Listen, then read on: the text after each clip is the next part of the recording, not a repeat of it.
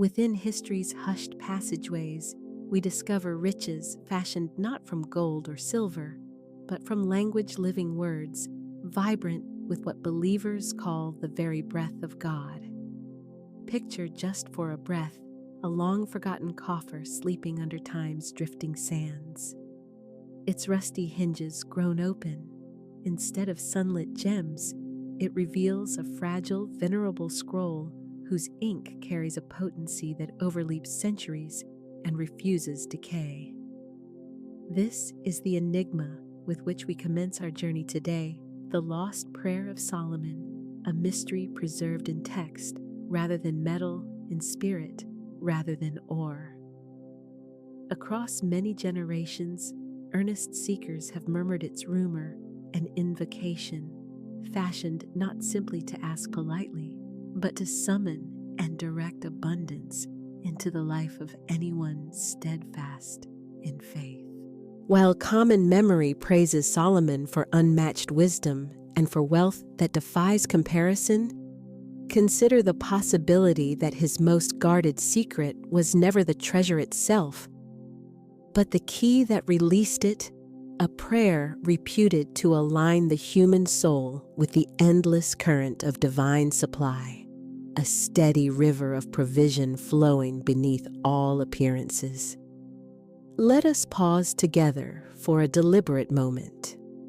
Have you ever sensed that the one missing key to a true financial turn lay just outside your grasping fingertips? That regardless of diligence, persistence, and countless hours, some unseen mechanism kept prosperity's massive gates jammed shut. It feels as if you are fixed before a doorway, fingers gripping the handle, and still the lock refuses to budge, because the key, that ancient and rightful key, has been set aside, mislaid somewhere just beyond memory's edge. Nevertheless, dear friend, anything that proceeds from God can never be lost in any final or absolute sense. Such things wait with a patient stillness as hidden treasures wait in secret rooms for the person who is ready to search with sincerity, integrity, and a heart made clear of clutter. Imagine an unending desert, its dunes shifting like slow oceans. A caravan moves through and vanishes, its footprints quickly dissolved by tireless winds. Yet a single grain keeps its sparkle and seems to murmur, "Look more deeply. The map is inscribed within you." In the same way, this prayer is not primarily stored in brittle manuscripts or dim libraries, but in the vibrant, living archive of spirit itself. Solomon's prosperity did not arrive by coincidence or blind luck. It emerged from alignment, a careful, exact synchronization with divine order that turns chaos into coherence. The lost prayer, so named by tradition, is not a ritual of pitiable pleading to the skies. No, Solomon grasped a higher logic. He recognized that to petition the infinite in desperation is to contradict the reality of one's divine inheritance. A child seated at a parent's table does not grovel for bread. He takes his place naturally, trusting that the meal awaits. That is the prayer's posture and tone, not anxious supplication, but lucid recognition. Not restless yearning, but rightful command issued in calm authority. Do you notice something awakening inside an almost imperceptible turning, like the faint wind that announces a coming storm, hinting that existence was meant to exceed mere survival? Maybe you sensed it at midnight with bills layered like small mountains, hearing a quiet insistence. There must be a path forward. Maybe you recognized it in the hush that follows prayer, when no outward reply arrived, and yet your inner core burned with certainty that God had not left you behind. That interior resonance, that persistent undertone, is the very echo of the lost prayer, calling you to remember. Consider this possibility for tonight. As you read and reflect, the key was never truly concealed from you at all. It has been resting within your very mouth, carried on your own breath, embodied in the potency of your spoken word.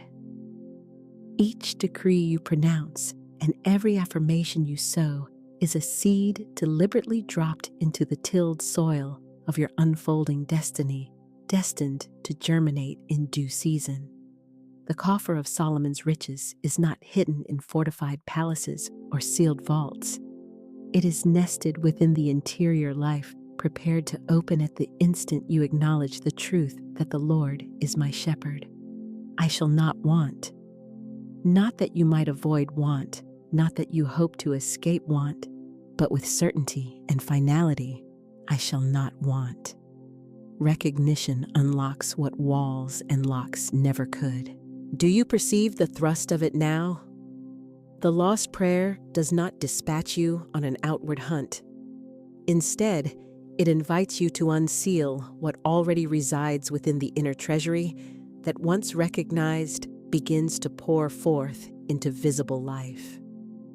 Therefore, dear companion, if your spirit is indeed moving this evening, be assured we will travel together through timeless wisdom and contemporary insight until this mystery ceases to feel like far-off legend and begins to feel like recovered memory.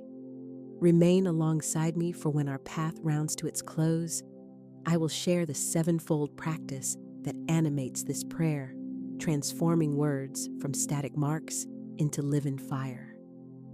Yet first, come to stillness. Draw a deep, deliberate breath.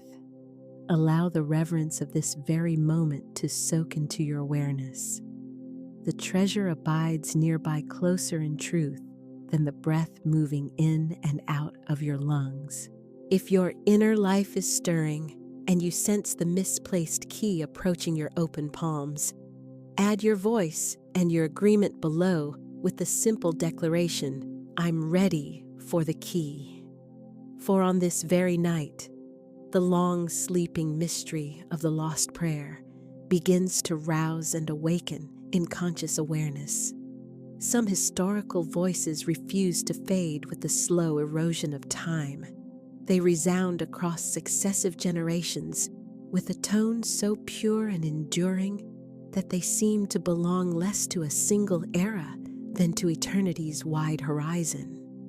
Among these enduring witnesses stands the voice of Florence Scovel Shinn. In the opening decades of the 20th century, an age when women were frequently muted in discussions of philosophy and spiritual reality, Florence rose with a poised and unshakable calm to pronounce, "Your word is your wand." With those 6 compact words, she unveiled a principle at once radical and emancipating, a principle that continues even in our present moment to rouse and reorient many lives. Envision the wand in a magician's hand. The marvel is not contained in the species of wood or the embellishments engraved upon it. The true force lies in the directed will, the disciplined focus of intention, and the alignment with invisible energies. Florence taught that our spoken language functions in precisely this way. Every word we let loose bears creative capability. Each phrase operates like a seed placed into the receptive, fertile soil of the subconscious, and as natural seeds unfailingly reproduce after their kind, our words likewise reproduce the reality they designate. Take a deliberate pause to examine your personal vocabulary. Which kinds of words have you been sowing into your days? Have they been seeds of apprehension, skepticism, and scarcity, or seeds of trust, sufficiency, and joy? Florence's reminder is unwavering. The garden of lived reality does not sit empty. It is perpetually yielding harvest. According to the varieties of seed, our tongues continually scatter. Her biography stands as evidence for the truth she taught. Florence did not enter life cushioned by riches. She worked as an artist, served as a teacher, and later became a metaphysical lecturer, and along the way encountered disappointments and formidable obstacles. Refusing to bow to limitation, she undertook disciplined experiments with words, treating speech as an instrument through which divine power could flow. She would state with courageous clarity, often against the testimony of appearances, "There is no loss in divine mind. Therefore, I cannot lose that which belongs to me by right of consciousness." Time and again, the unseen law appeared to answer. Conditions that looked immovable began to soften and turn. Closed corridors became open doorways. Practical needs found timely supply. People who sought her counsel wrestling with sickness, obligation, or deep discouragement discovered that by reshaping their language, they were, in effect, reshaping the architecture of their lives. Have you known the sensation of confinement, like walls edging closer until there is no air? Florence would offer a quiet, knowing smile and say, "Walls are only thoughts solidified." She would call you to voice a higher register, to articulate abundance, even when your account balance quivers near zero. She would insist with calm conviction, "Your supply is inexhaustible. It flows from the divine, not from appearances."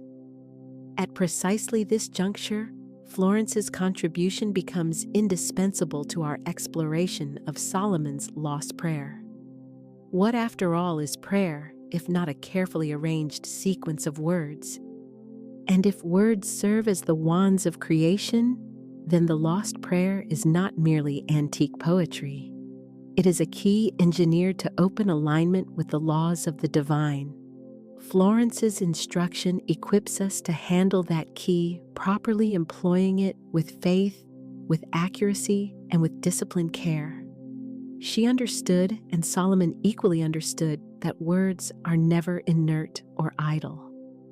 Each functions as a decree, a directive laid upon the invisible substance of spirit. Spoken with trust and conviction, words issue commands to reality itself, calling it to reorganize in fitting obedience to the uttered truth. Picture Florence addressing a modest gathering of seekers in New York City. Her eyes shine with assurance, and her voice combines softness with unmistakable authority. She inclines forward as though confiding something intimate. "Your word is your wand." The statement floats and settles in the quiet. Someone in the room feels a resonance hum in their very bones. In that instant, transformation is already underway because they recognize they are not powerless, not hapless victims, not beggars at fate's door. They are creators empowered to shape experience. And you too share that same capacity. Your words carry formative power, and your life answers to them. It may be that no one has ever explicitly told you this. Perhaps the world has conditioned your speech toward fear, toward complaint, toward casual statements of deficiency, unaware that each such utterance acts like a spell, hardening the chains you hope to shatter. Yet Florence's voice slices through that mist. She reminds you that your tongue wields authority akin to a monarch's scepter. You were never designed to beg for crumbs at the edge of life's table. You were meant to decree your good, summon it forth by name, and speak it into concrete manifestation. Is this not precisely what Solomon's lost prayer has been suggesting across the ages? That abundance is not secured by toil alone, but is invited by wisdom, the kind of wisdom that understands the governing law of language and honors the creative authority of the spoken word. Therefore, let us carry her voice into the immediacy of now. Receive her statement not as a distant historical citation, but as an intimate prophecy addressed to you. Your word is your wand. What you say, you create. Speak lack and lack answers. Speak abundance, and abundance comes rushing to meet you. Let the charge of those lines recalibrate your expectations. How does that register in your interior life? You may feel a blend of exhilaration and solemn duty, because if language bears this magnitude of power, then every sentence is consecrated, every affirmation a seed containing a trajectory. And when your speech harmonizes with the ancient cadence of Solomon's prayer, your words flow like an irresistible current of manifestation. Beloved reader and listener, Florence's voice is not a relic or a mere echo. It stands as a living signpost for the present hour, like a steady hand upon your shoulder and wise counsel whispered at your ear. Speak your good, speak your freedom, speak your abundance, and it shall be so. If her message vibrates in you, if it feels like the recovery of a long-known truth, do not let the present instant pass unnoticed. Seal it by declaration, adding your voice below. I speak my abundance into being. Remain close, for we are only at the outset. Our next step plunges deeper into the mystery of prayer, not as anxious pleading, but as authoritative command. The lost prayer does not murmur from frailty. It resounds with sovereignty. And soon, you will learn to let your voice resonate with that same power. The majority of us received instruction in prayer that resembled the posture of beggars. We clasped our hands, cast our eyes downward, and murmured into the quiet, "Please, God, please help me, please provide, please make a way." Though such utterances were frequently sincere, they were also tinged with the tones of fear, distance, and unworthiness which colored the very atmosphere of the prayer. Have you prayed with tears of urgency and then stood up to find the outward situation unaltered? This does not imply divine indifference. No prayer goes entirely unheard. Rather, pleading often smuggles in a subtle assumption that what you desire resides far outside yourself, lodged in distant heavens hesitant to be released. But consider another premise. What if prayer was never intended as begging at all? What if authentic prayer is a form of commanding exercised not with egoic arrogance, but with rightful inherited authority? Pause and let the contrast become vivid. A beggar crouches in worn garments, palm extended, hoping for a single coin. His request shakes because outcome is uncertain. By contrast, a king sits enthroned and issues a decree. His words possess intrinsic weight. His utterances are not tentative requests. They function as laws woven into the very fabric of his realm. Florence Scovel Shinn apprehended this reality, and Solomon likewise lived by it. The lost prayer does not operate as a plea. It operates as a decree, as an affirmation of what already exists within divine mind before it appears in time. When you declare, "I am provided for," "I am prosperous," "I am aligned with abundance," you are not requesting an uncertain delivery. You are asserting what already is, and by steadfast assertion, you invite that invisible truth to take visible concrete form in your experience. Picture a sculptor poised before a massive block of marble. The figure pre-exists within the stone. The artist does not entreat the marble to produce it. He works with chisel and with vision commanding the hidden form to emerge. In the same way, prayer is the soul's chisel. You do not beg for abundance. You command it into manifestation, paring away fear and doubt until the enduring truth shows itself. Consider the story of a woman called Miriam. For years, she practiced the only form of prayer she knew, pleading. She labored relentlessly in a position that never yielded sufficient pay, whispering into the night, "Please, God, help me. Please, God, I can't survive like this." Month after month, little shifted in the external picture, and she felt overlooked and invisible. One evening, she encountered a line from Florence Scovel Shinn's, "Workman can only receive what he sees himself receiving." The sentence pierced her like lightning. She understood that she had never prayed from the stance of already possessed abundance. She had prayed from lack, continually reinforcing the poverty she longed to transcend. That very night, she reversed her method. Refusing to beg, she rose in her living room, lifted her head, and proclaimed with a clear voice, "I am rich in divine substance. I walk in plenty. Money comes to me freely, endlessly, and with ease. This is the law." Initially, her voice quivered, and the phrases felt unfamiliar upon her tongue. Yet, with faithful repetition, day after day, her tone steadied, her posture lifted, and the atmosphere around her seemed to change. Within mere weeks, opportunities surfaced: unanticipated checks, incoming clients, timely promotions. It was as if the universe had long been waiting for her to speak with rightful command over what already belonged to her. And so it may be with you as well. The same principle stands ready to operate. Prayer was never designed to imprison you in perpetual need. It was intended to enthrone you in legitimate authority. You are not a mere servant in this realm. You are a son, a daughter, and heir. And heirs do not grovel for inheritance they claim and receive it as their rightful portion. When Jesus addressed conditions, he did not beg. He issued commands. He did not entreat the storm for mercy. He said, "Peace, be still."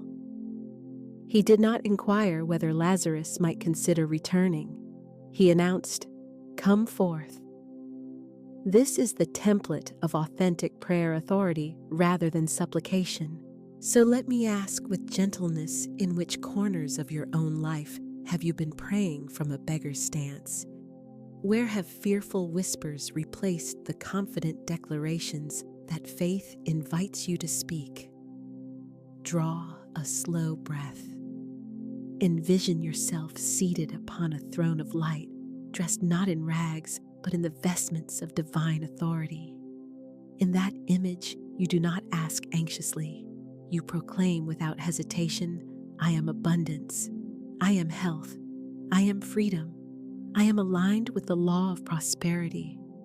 Do you sense the turning within? That movement is not mere fantasy, it is recollection. Your spirit recognizes this authority because it has belonged to you from the beginning. You are not fashioned to crawl for crumbs. You were designed to dine at the banquet of plenty. Beloved, if this truth awakens something inside, I urge you to pause and fix it. In language this instant, I step into my authority. I command my abundance. Add your reflection below. Can you recognize occasions when you prayed from fear rather than from authority? Your witness might become the very key that unlocks bravery for someone else. Remain near, because next we will meet Laura, a woman whose unfolding story incarnates this precise transformation. In tracing her path, you will witness living evidence of what occurs when one moves from pleading to commanding, from fear into faith, from scarcity into abundance. Every doctrine takes on flesh when a life embodies it. A principle can ignite our minds, but a narrative has power to remake us. Thus, let me present Laura, one who traversed the valley of discouragement and yet ascended into the sunlight of abundance by practicing the very truths we are examining side by side. Laura resembled many who might be hearing this. She labored diligently often to the point of fatigue. Yet despite the hours invested, her bank balance hovered at subsistence level. Bills accumulated on the kitchen table like speechless prosecutors. Red-stamped envelopes sent adrenaline surging, and in the late-night quiet, she would cry soft prayers through tears. "Please, God, help me. Please, God, I can't take this anymore." Can you sense the weight she carried? Have you sat before unpaid notices, calculating which expense might be postponed? Which sacrifice could stretch a dwindling sum a little further? Laura knew that calculus intimately. It was the rhythm of her days. Yet a small, invincible spark continued to glow inside her. One night, after yet another draining shift, she idly scrolled through her phone, seeking distraction, when a video surfaced, one discussing Florence Scovel Shinn and the creative authority of speech. It held her attention. The narrator declared, "Your word is your wand. Speak abundance, and it must come. Speak lack, and lack multiplies." The phrasing pierced Laura's inner life like a shaft of light. She stopped the video, reversed it, and listened once more. "Your word is your wand." She repeated it softly, tasting the words as if they were at once unfamiliar and deeply remembered. Sleep eluded Laura that night. She remained awake with her journal open eyes resting on the bills strewn across the table. Rather than draft yet another anxious budget, she chose a different act. She lifted her pen, scored a deliberate line across the page, and inscribed at the top a new heading and identity: "I am abundance." At first, the sentences looked unfamiliar, even odd. She nearly let out a laugh because everything in her present reality seemed to shout the contrary. And still, a quiet insistence rose from within, urging her firmly, "Keep writing, keep going, do not stop." So she put pen to paper once more, repeating verbatim, "I am abundance. I am provided for. I am aligned with divine supply. Money flows to me freely, endlessly, and with ease." She inscribed the lines again and again, planting them like seeds in the soil of her own mind. The following morning, she woke holding a blend of expectation and uncertainty. She softly spoke the same affirmations out loud, even as her voice shook. She kept at it day after day. And although the stack of bills did not disappear in a single night, a change started within her. The heaviness on her shoulders eased and lifted. Eyes tired from strain began to brighten. She moved through the day with a calm, understated confidence that left her coworkers puzzled. And then there it was. The initial turning point arrived clear and undeniable. An old friend phoned out of the blue and offered her a freelance project, paying twice her typical weekly income. Shortly afterward, her landlord informed her that a newly introduced subsidy, one she had never applied for, would lower her rent. Gradually, bit by bit, currents of provision began to arise in places that had previously been nothing but drought. Laura kept up her daily declarations without fail. She had stopped praying like a supplicant. Now she prayed like royalty. In her modest apartment, she lifted her voice and proclaimed, "I am abundance. I am open to infinite supply. Everything I need is already mine." Her language functioned like an edict issued from rightful inheritance. The more she affirmed, the more her life reorganized itself around those words.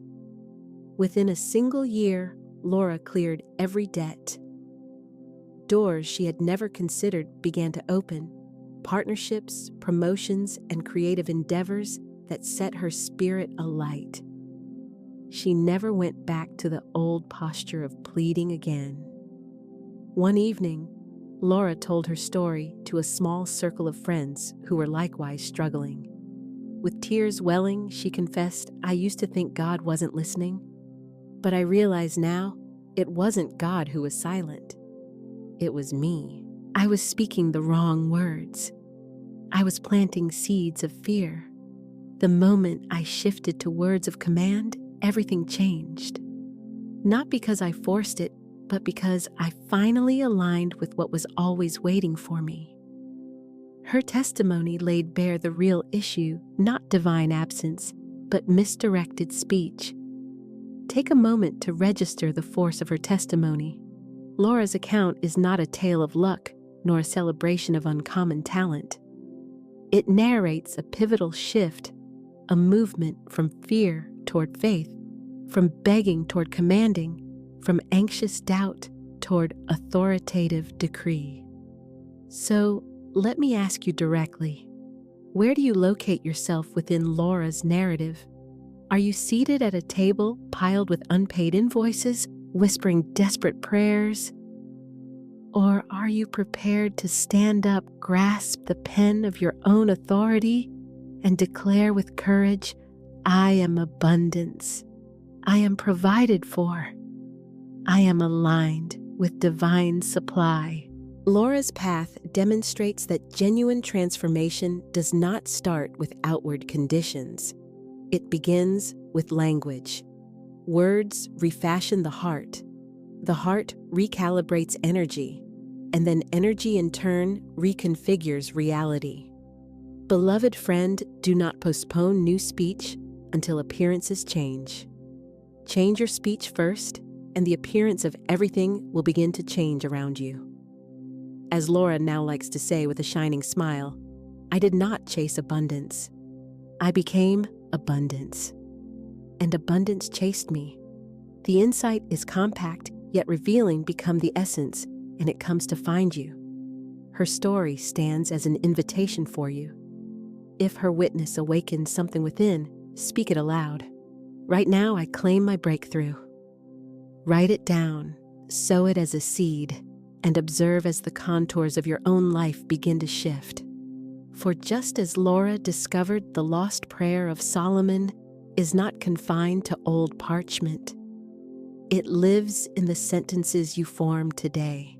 And when those words are spoken with authority, the gates of provision swing wide. Stay close, beloved, because next we'll delve into why so many continue to struggle with wealth despite earnest work and sincere prayer. Together, we will expose the hidden obstructions that clamp shut the faucet of abundance, and we will learn how alignment rather than grinding effort restores the flow. Why is it that countless sincere, industrious people still wrestle with money? Why do whole lifetimes pass in tireless labor, while abundance remains like a river forever heard in the distance, yet never touched by hand? The explanation does not lie in effort by itself. If effort alone produced prosperity, the world's hardest workers would be the richest yet. We know that is not how it is. The key is buried deeper in invisible domains, the subconscious, the heart, and the alignment of one's spirit with spiritual law. Picture a faucet linked to a massive reservoir. Behind that valve sits more water than anyone could ever consume an effectively infinite supply. But if corrosion has sealed the faucet shut, nothing flows. The volume in the reservoir is irrelevant. The obstruction is not in the supply, it is in the conduit. Wealth works in the same way. Divine supply is without limit. One person's abundance does not drain it. Another's lack does not reduce it. Yet many of us keep the faucet of our own lives clamped shut with fear, guilt, doubt, and inherited assumptions. We hold that we are unworthy, that money is scarce, that prosperity is for others and not for us. As long as such beliefs remain embedded in the subconscious, they keep the valve closed. Pause and consider what lessons about money were handed to you in childhood.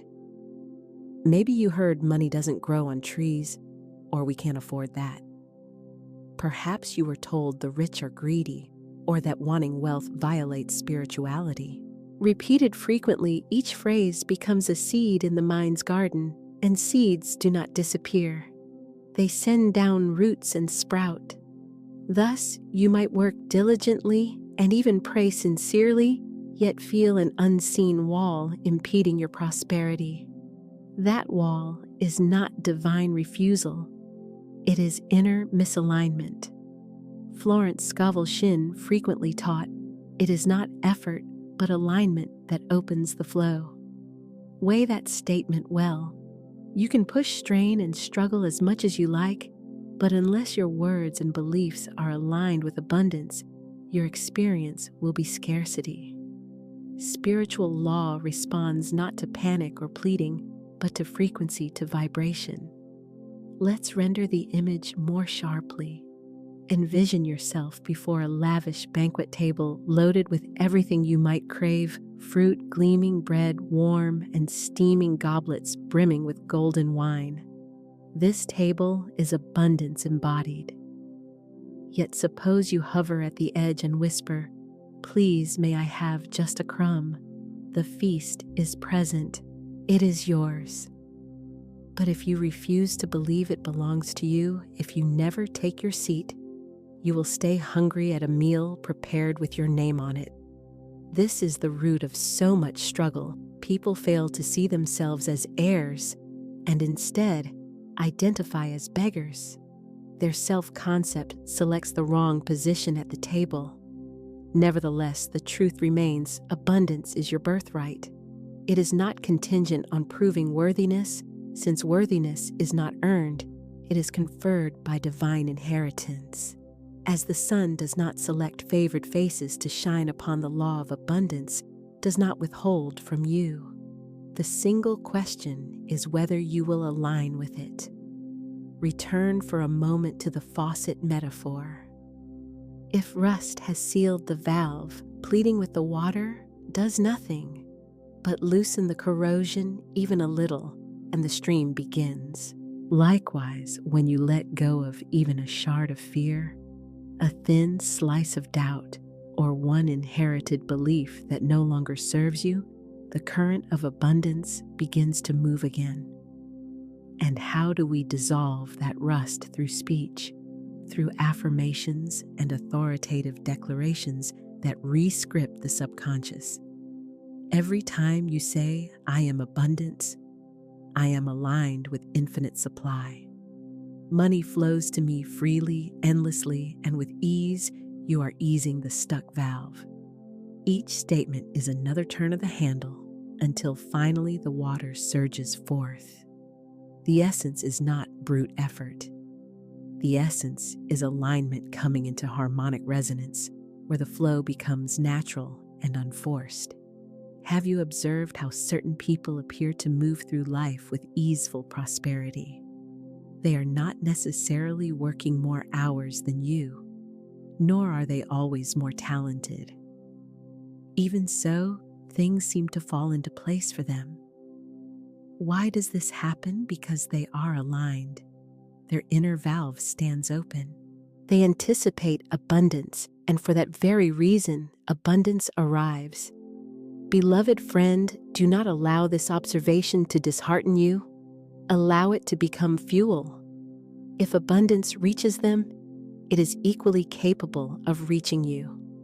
Spiritual law shows no favoritism, and the reservoir of supply is not capped. The very same divine current that overflows for one person stands accessible to everyone. Therefore, ask yourself directly, which inner beliefs are fastening your personal faucet shut? Do you carry a hidden conviction that money is bad? Do you harbor guilt for wanting more? Do you quietly question your own worthiness? Bring such assumptions into the open, because in the light they lose their grip. Then begin the replacement process. Speak a higher language, sow a new set of seeds. Proclaim, it is not effort, but alignment that opens the flow. I am aligned with divine abundance. My faucet is open and the river flows through me now. Inhale those declarations deeply. Let them move through you like cleansing waves. The corrosion of scarcity has no power to persist when the waters of truth begin to run. If this message strikes a chord, pause and share. What do you recognize as the greatest obstruction you have faced in welcoming abundance? To name the blockage is already to begin its undoing. Remain with me, beloved, because our next step enters the governing principle itself, the law of spiritual alignment. As gravity does not fail, this law does not falter. Once you grasp it, you will cease questioning whether abundance is yours. You will know it with the same certainty you grant the dawn. Some universal laws operate without seeking approval. They are not swayed by public opinion or altered by changing situations. They remain steady, unchanging, and always present. Gravity is one such law. Release a stone, and it descends. Your belief or disbelief does not suspend it. Status, age, or wealth do not modify its effect. The law holds constant for all. Spiritual law functions the same way. It is as precise, as unfailing, and as reliable as gravity. Among the higher principles is one that rules abundance itself, the law of spiritual alignment. Picture yourself holding a magnet. Sprinkle iron filings on the surface and watch them spring toward the magnet without struggle or delay. They respond to an unseen directive. Likewise, when your inner life is aligned with the law of abundant supply, moves toward you with similar certainty, not as random fortune, but as compliance with a superior order. Alignment is resonance in action. It indicates that your inner language and vibration correspond to the frequency of the good you intend to experience. When you proclaim prosperity, yet quietly nourish fear, you fall out of tune and the magnetic pull fades. But when speech, belief, and feeling align with truth, when you truly know abundance is yours, the filings leap openings, present themselves, and the current begins to move. Florence Scovel Shinn articulated this with elegance. Nothing stands between man and his highest ideals but doubt and fear. She understood that scarcity is not a fixed condition of reality. It is the symptom of being out of alignment. Pause again. Consider this deeply. Gravity does not work on alternating days. It is steady.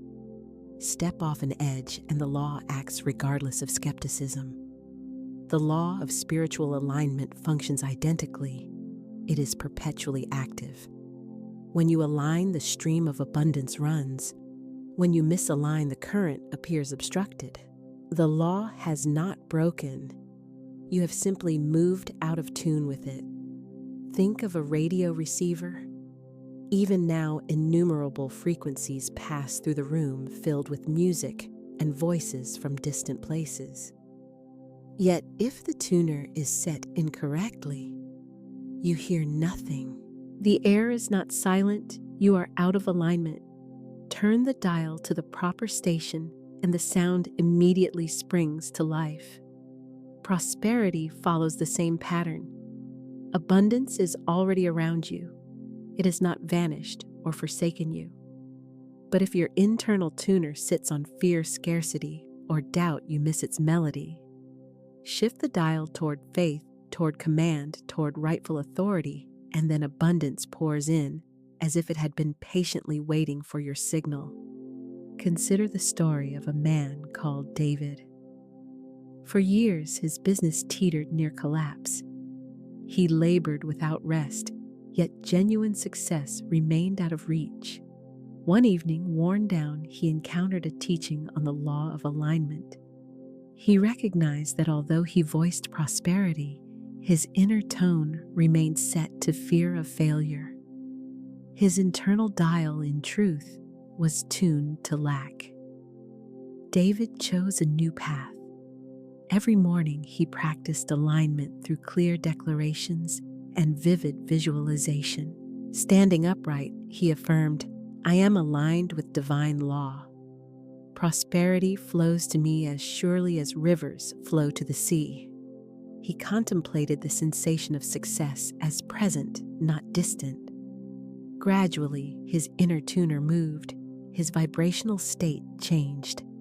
Within a few months, opportunities surfaced. Clients came with ease. His enterprise steadied and expanded. The law had been operating all along. David at last brought himself into harmony with it.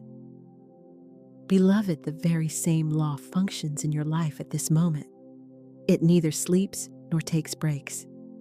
It awaits one thing alone: your alignment with it. Therefore, let us declare these words together in one accord. I am not outside the law. I am within it. I align with divine abundance, and it aligns with me. As surely as gravity holds the earth, abundance holds me now. Sense the weight of these lines. They are not empty optimism. They are statements of law. Here is the elegant part. Once alignment is established, you stop chasing. The strain ceases. The pleading ends. Your role becomes allowing. As a magnet does not pursue filings but draws them naturally, abundance approaches you effortlessly when you are in tune. Take a moment and picture yourself as the magnet. Watch opportunities, resources, ideas, and blessings move toward you easily and irresistibly. Recognize that this is not daydreaming, it is the operation of law made visible. If this truth rings true within you, if you sense a turn inside, pass it along to someone who needs it. Tell them plainly, prosperity is not a stroke of luck, it is a matter of law. And once you align with that law, prospering becomes inevitable. Keep close, beloved. We have only begun. We have tilled the soil, exposed the obstructions, and named the governing principle. Up ahead in part 2, we will probe further into the mechanics of this divine order. Together, we will discover how the lost prayer of Solomon switches this law on in daily practice, reshaping not just your language, but the course of your life. There exists a prayer, but not the version many of us learned. It is not the quiet petition of a soul pleading for rescue, nor a lengthy inventory of needs tossed heavenward in hopes of reaching a remote deity. No, this is the lost prayer, and at its core, it is a creative decree, a sovereign statement that shapes reality. Picture this with me, a century-sealed scroll loosening and unrolling in your palms. The parchment gives off a dim, ember-like glow, as though the script were traced in living flame. Each character seems animate, pulsing, and alive. This is not a transcript of desperate pleas. It is an activating frequency, a current of the divine. Every syllable bears charge. Every line functions as a directive issued to reality.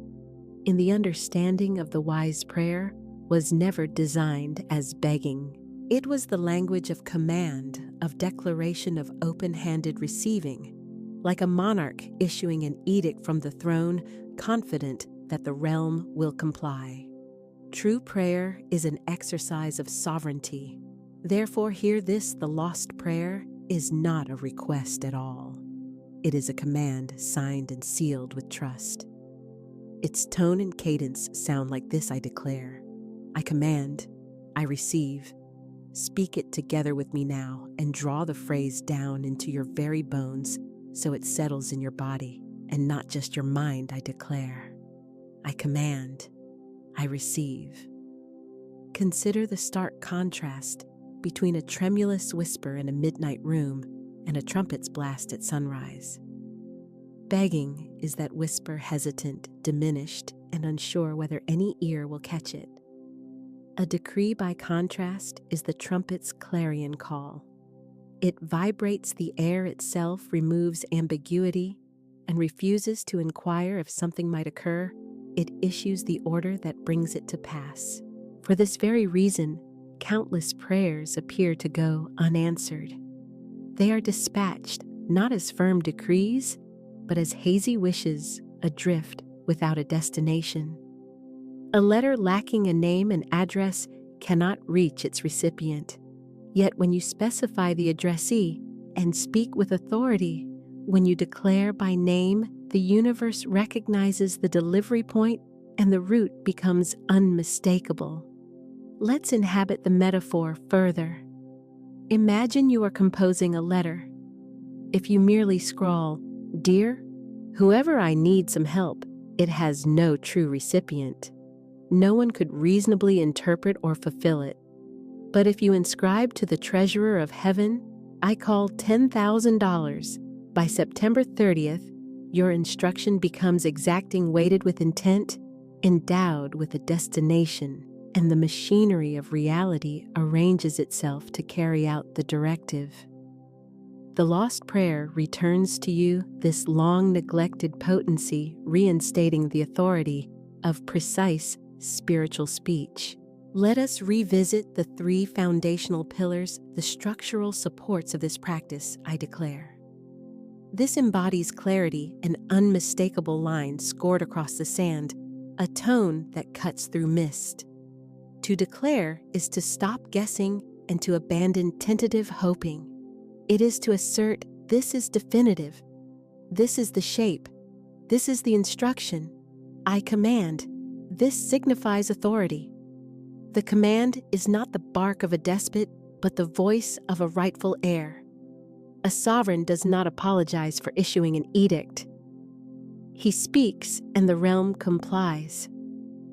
In the same fashion, you hold sovereignty over your inner dominion. When you command, your words release ripples of vibration that call events and matter into harmonious alignment. I receive. This expresses surrender joined with receptivity. Your hands relax. Your breathing expands.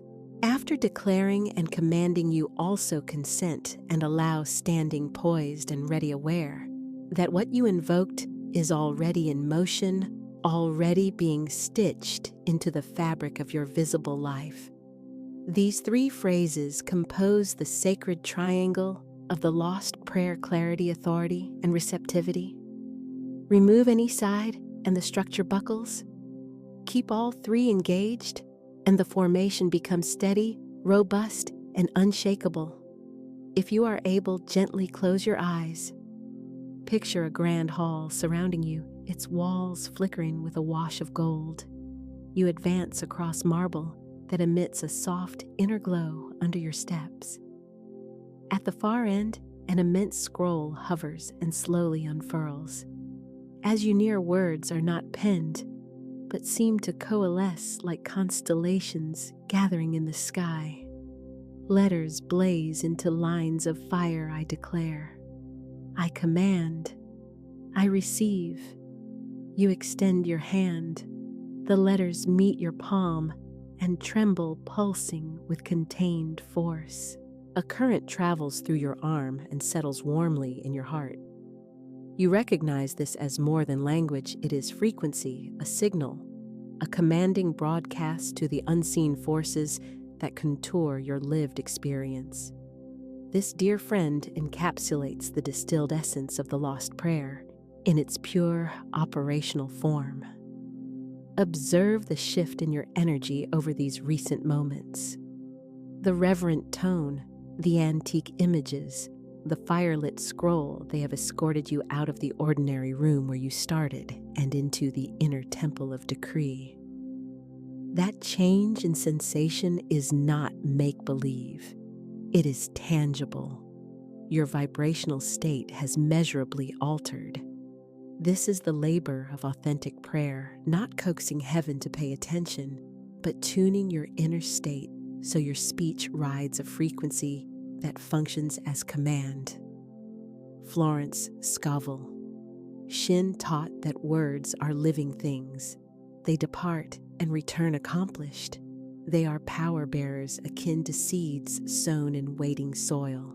Begging tosses seed onto stony places without care. Decree buries seed in rich earth and tends it with unwavering assurance. Therefore, our first shared practice is this. If you can set it in writing immediately, I declare, I command, I receive. Next, beneath that heading, inscribe the specific decree you intend to call into visible shape. For instance, I declare, I command, I receive $10,000 before September 30th. Speak it out loud. Pay attention to how your voice changes when you issue a decree instead of posing a request. Sense the authority thrumming in your chest and the steadiness rising along your spine. This is the pathway by which the lost prayer reawakens, not as formless yearning, but as an exact, operative decree. Also remember, a decree does not spring from desperation. It grows from recognition. You are not pleading for a distant good. You are instructing what is already yours in the unseen field to show itself in tangible form. In effect, you are tuning your personal frequency to the station on which abundance is already broadcasting. Each time you voice the lost prayer, you issue a reminder to the universe, I remember my identity. I recognize my inheritance. I understand the method by which I summon it into view. I declare, I command, I receive. Repeat it once more, this time with greater volume and resonance. Allow the words to course through your body, loosening and dispersing the faint murmurs of doubt, and rousing the deep authority that has always resided within you. Therefore, I invite you at this very moment to enter this practice completely, not tomorrow or some future date, but today. You have identified the core of the lost prayer, sensed its vibration, and given voice to its decree. What follows is the specific ritual, the sevenfold sequence of Solomon that confers full potency on this decree. Yet before we proceed, pause and affirm that you are ready. If your heart consents and your spirit is prepared to shift from pleading to proclaiming, then write these words now. I'm ready. Speak it, inscribe it, proclaim it, because in the instant you do so, the journey is already underway. We have brought to light the lost prayer, its decree, its declaration, its command. Yet why is it effective? Why do audible words possess the capacity to marshal unseen forces into form? The answer rests on a principle as ancient as creation. Words are frequencies. Imagine a tuning fork.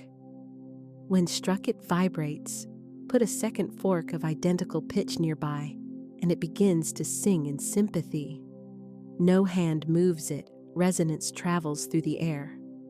Words function similarly. They are vibrating patterns that impress the air, and in doing so, they set elements of reality into coordinated motion. Florence Scovel Shinn frequently described this mystery. She taught that words resemble seeds. Once released, they go out and do not return empty.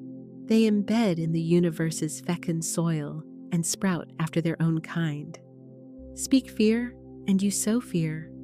Speak lack, and you sow lack. Speak abundance, and you sow abundance. You are perpetually planting. Each word is a vibrational packet launched into the field. Now let's make this concrete. Picture a radio in your hand. A twist of the dial yields nothing but static hiss and snow. Turn a little more, and a crisp melody breaks through. You have located the frequency. The signal had been present all along, saturating the space, but until you tuned accurately, you could not perceive it. Your spoken phrases are the tuner.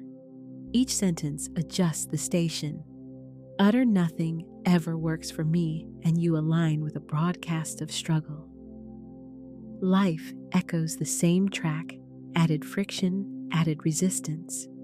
Speak everything flows easily to me, and you rotate the dial to a different band. The program changes, and life begins to perform that easier melody. This is not abstract speculation. It is resonance at work. Energy answers energy. Your words provide the coded instructions that set your vibrational field. Let me offer a brief narrative that shows how this principle operates in ordinary life. A woman named Lena spent months trapped in a position she loathed, excessive hours, meager pay, and no acknowledgement. Each morning, she would murmur, "I hate this job. I'll never get out of here." Nothing better is coming. Predictably, nothing improved.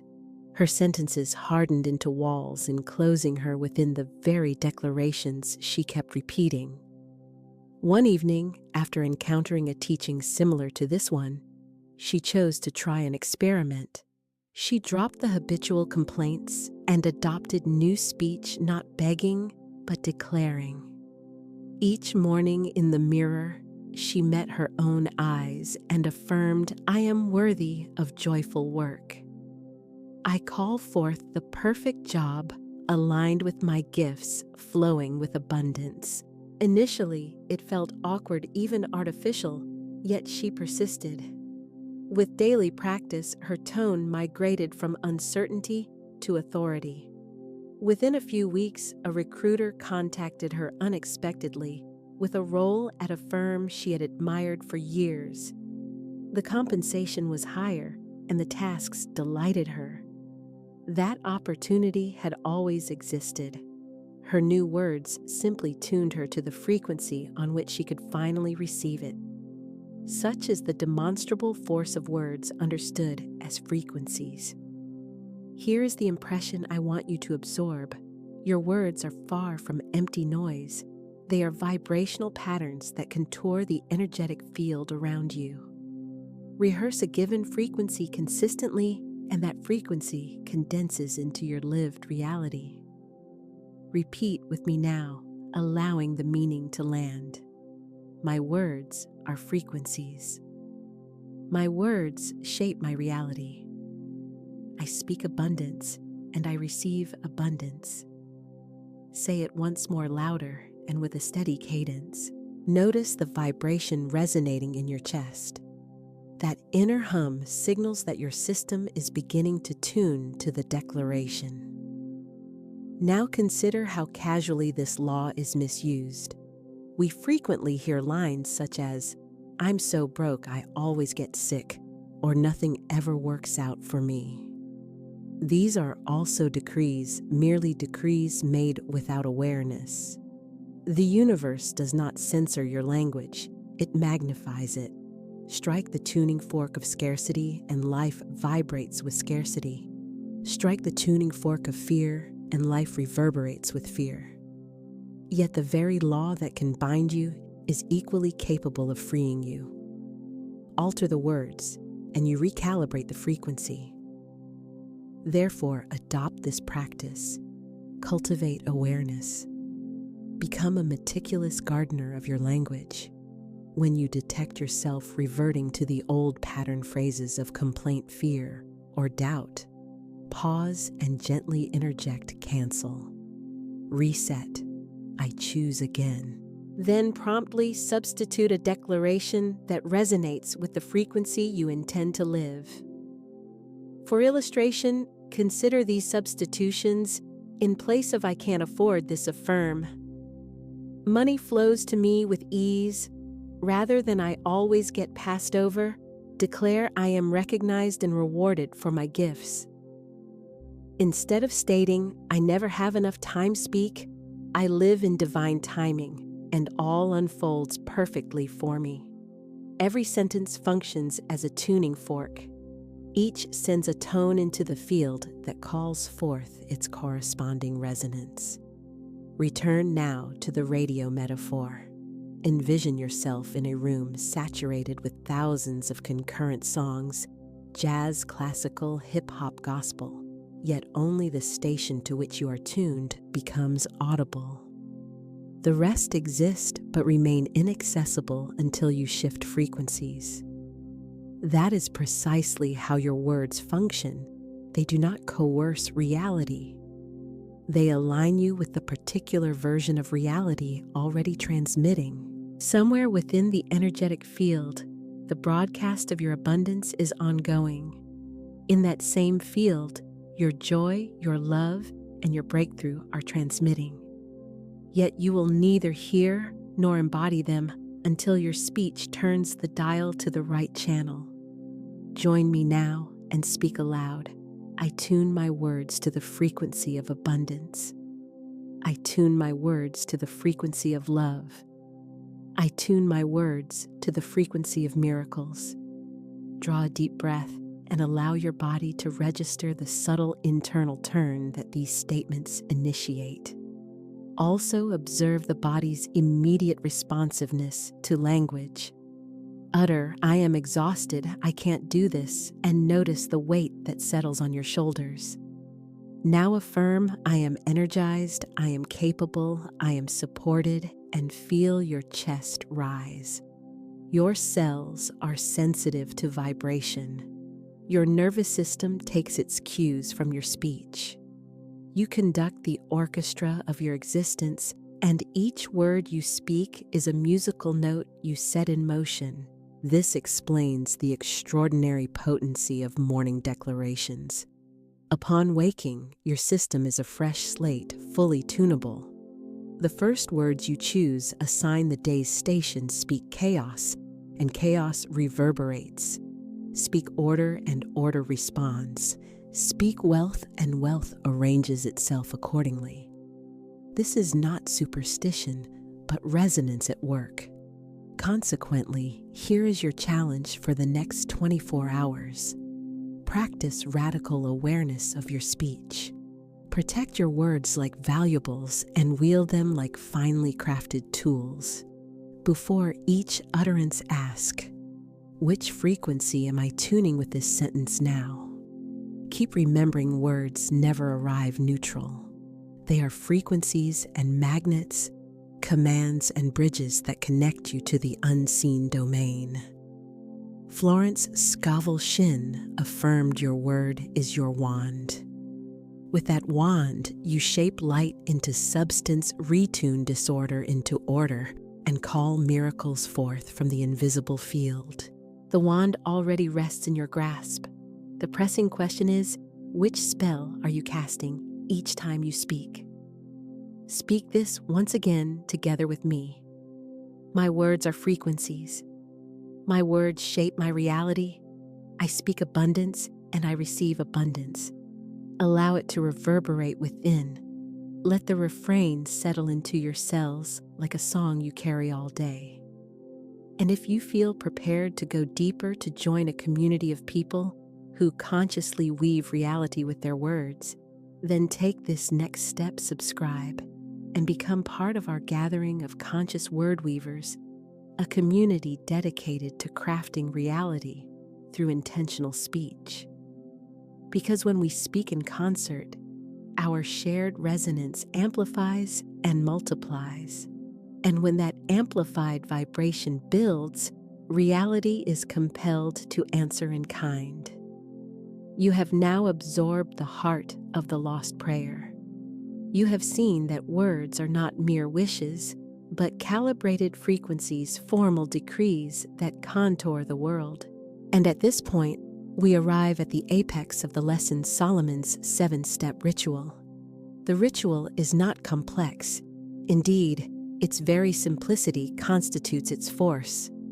Solomon, celebrated in Scripture as the wisest of kings, recognized that power travels along the rails of order. A will that is diffuse cannot sculpt reality, whereas a concentrated decree can shift the immovable. The 7 steps provide the structured pathway that funnels your decree into visible form. I will guide you step by step. I will render each phase with such color and texture that you can almost smell, touch, and feel it deep in your bones. As you follow along, allow yourself to be fully immersed. Do not rush past it. This is not abstract doctrine, it is lived practice. By the time you finish all 7, you will know precisely how to animate the lost prayer within your own life.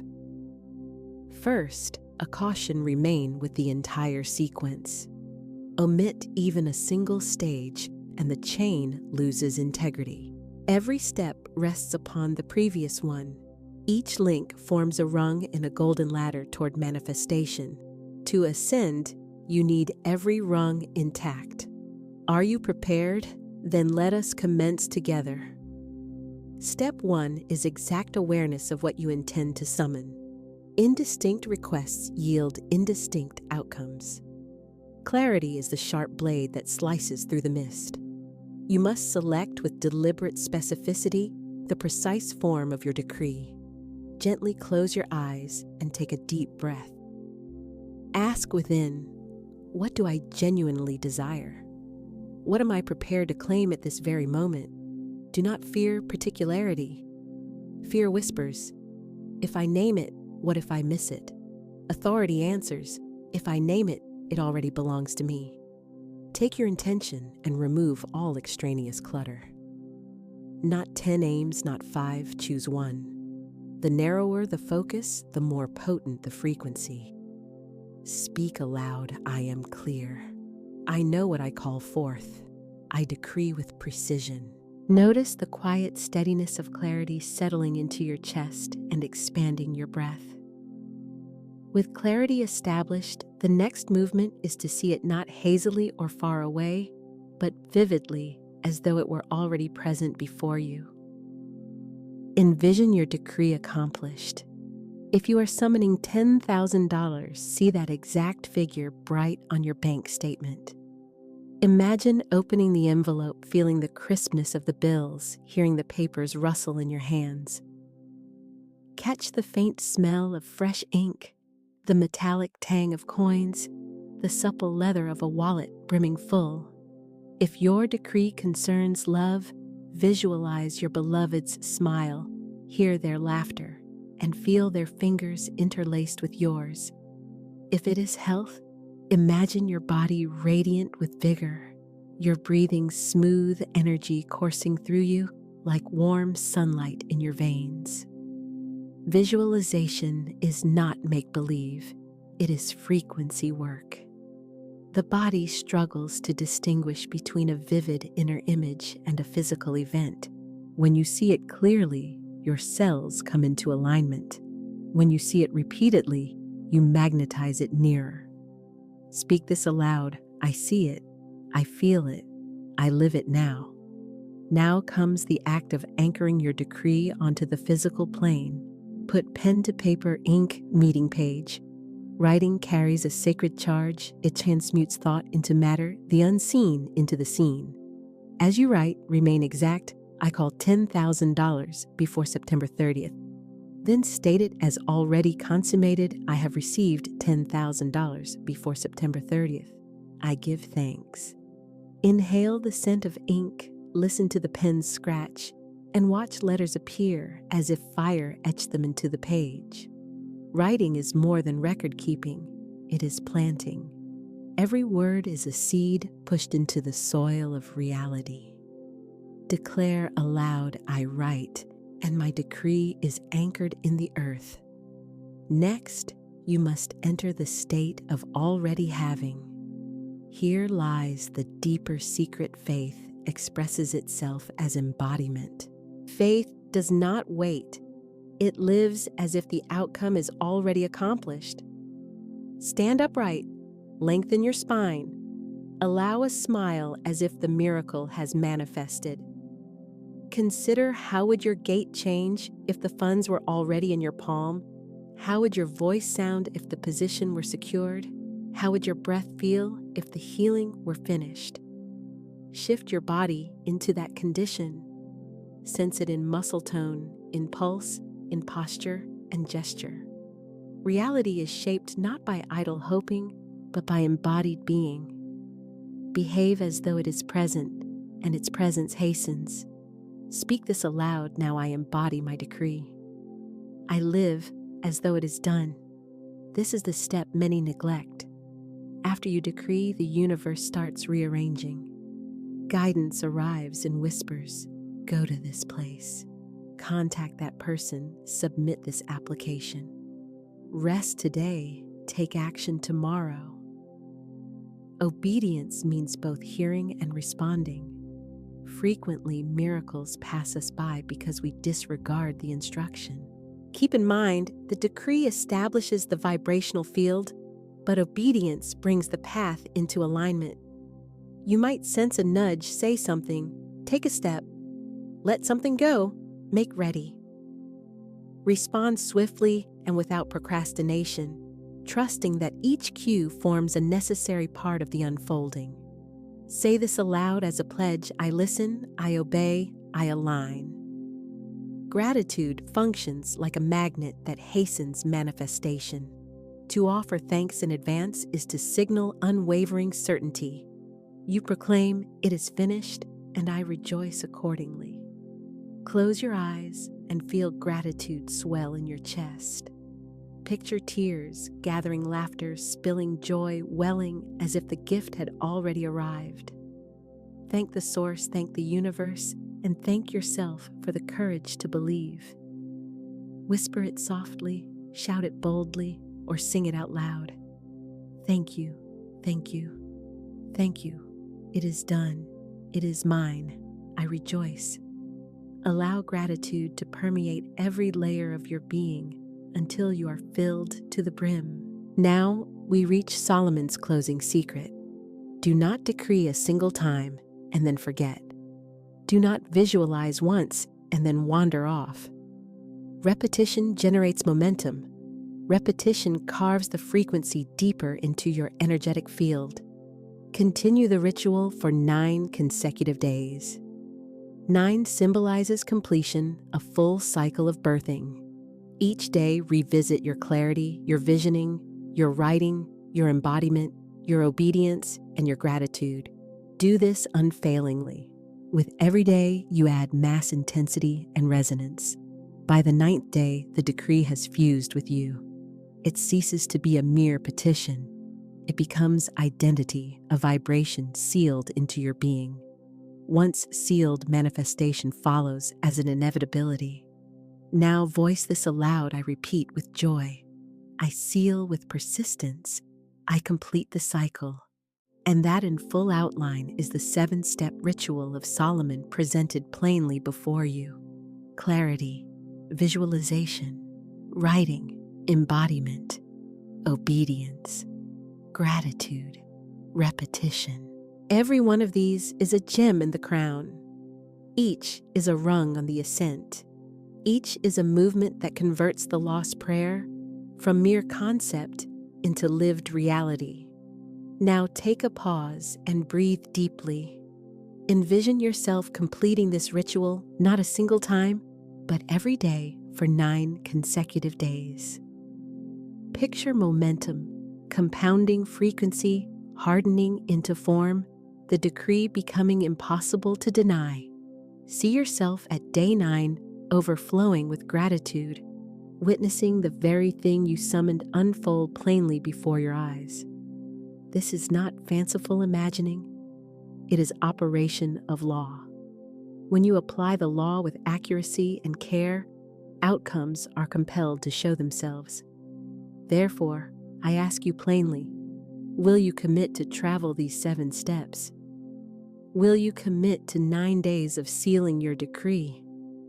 If your answer is yes, ready yourself, because once Solomon's ritual is set in motion, it has not failed the ones who tread it in faith. Remain close. The next unveiling concerns the mystery of 9 days, the number of completion, and the wheel of transformation.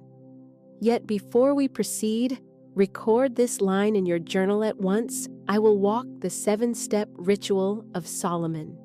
I will repeat for 9 days. I will not break the chain. Seal that statement, say it aloud, and prepare yourself, for the temple doors are swinging open and your decree stands on the threshold of fulfillment. 9, a digit murmured through sacred traditions worldwide, a number signifying endings, fulfillment, and cycles brought to full term.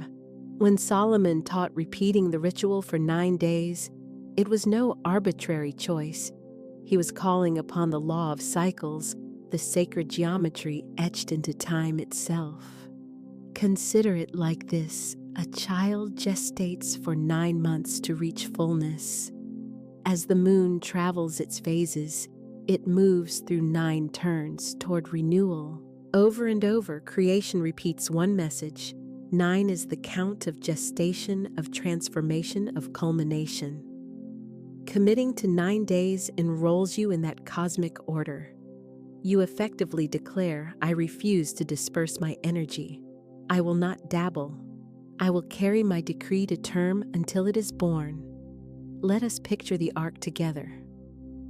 Day 1, you voice your decree with crystalline clarity. It feels potent, fresh, alive. Day 2, repetition thickens the current. Day 3, visualization sharpens the image. Day 4, embodiment deepens belief in your very body. Day 5, you heed the quiet directives. Day 6, gratitude pours over. Day 7, you sense the cadence carrying you forward. Day 8, you realize the decree is no longer external. It has settled into your identity. Day 9 arrives as the seal, the completion, closing the cycle and opening the manifestation. It is not incidental that countless initiations, fasts, and sacred practices move in patterns of 9. The ancients understood that 9 completes the weaving of power. After 9, the sown seed reaches a point of no return. It must sprout and unfold.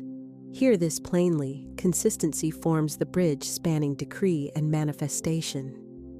Some utter a decree once and then drift. Some visualize a single time and then forget later, asking why nothing appeared. The decree did not fail. The cycle was left unfinished. The frequency was not sustained long enough for reality to crystallize around it. 9 days is brief, and yet within that span, you condition your mind, body, and energy to align to your decree. You keep decreeing through doubt. You keep visualizing through distraction. You keep gratitude through fatigue. Each day's choice adds spiritual muscle. Every repetition lays another stratum of power upon your command. By day 9, your decree has migrated from a hoped-for possibility to a truth you inhabit. You stop pursuing it, now it is what finds and follows you. Think of steady water carving stone. A single drop leaves no mark, but droplet after droplet, day after day, a channel appears. The contour changes, the rock yields. 9 days of ritual suffices to etch the first groove of your new reality and to shift the bedrock of your vibration. Here is the grace of it. After completing one 9-day cycle, you can undertake another for a different decree again and again.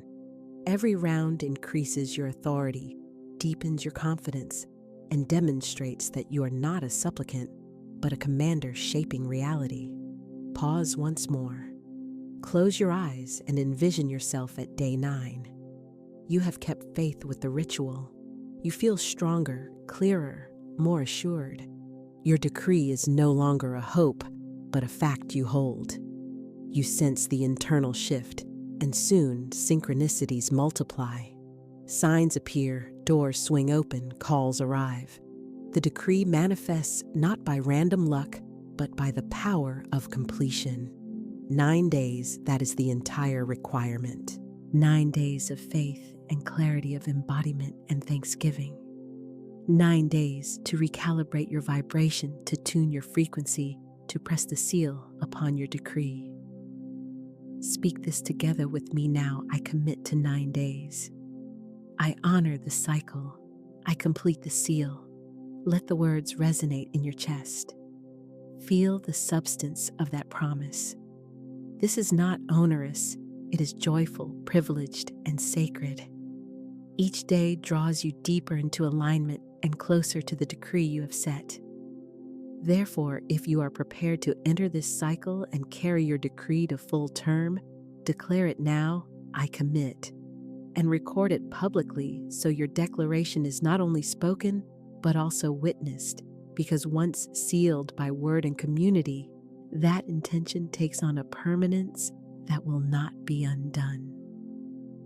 When you practice the ritual and decree with clarity, change begins. The world around you adjusts, it murmurs back, it responds. Often, it does not speak in thunderclaps, but in subtleties, signs, synchronicities, and divine downloads, dreams by night, or repeating numbers that wink from a clock. You must train yourself to recognize them because they are not arbitrary. They are confirmations, the universe's way of telling you. Your decree is received, the current is flowing. Maintain alignment. Consider Laura again, a woman who kept the ritual in faith. Day 1, she decreed with strength. Day 2, she visualized with gladness. By day 3, she began to dream. In the dream, she stood in a garden and saw 3 golden keys suspended from a tree.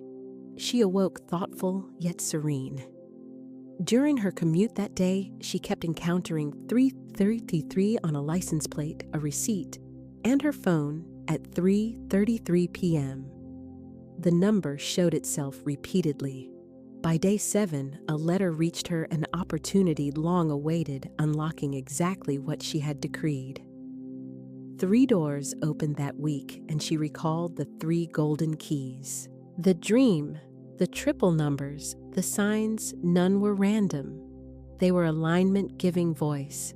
Signs function like the spirit's GPS. Picture yourself driving toward an unfamiliar address. The device says, turn left, continue straight. Recalculating. Each prompt reassures you that you remain en route even before the endpoint comes into view. That is the role of signs. They advise, turn here. Keep going. Hold steady. They confirm that your decree is actively unfolding. Yet here's the essential point you must actually notice. If you are overbusy, distracted, or cynical, you will overlook them. Signs demand sensitivity and quiet watchfulness. They invite you to live with open eyes, open ears, and an open heart. Below are common pathways by which signs may appear. Numbers repeating series such as 111, 222, 333, each with its distinct resonance. 111 signals align thought, 222 echoes balance and partnership, 333 points to higher support, 444 suggests stability and protection.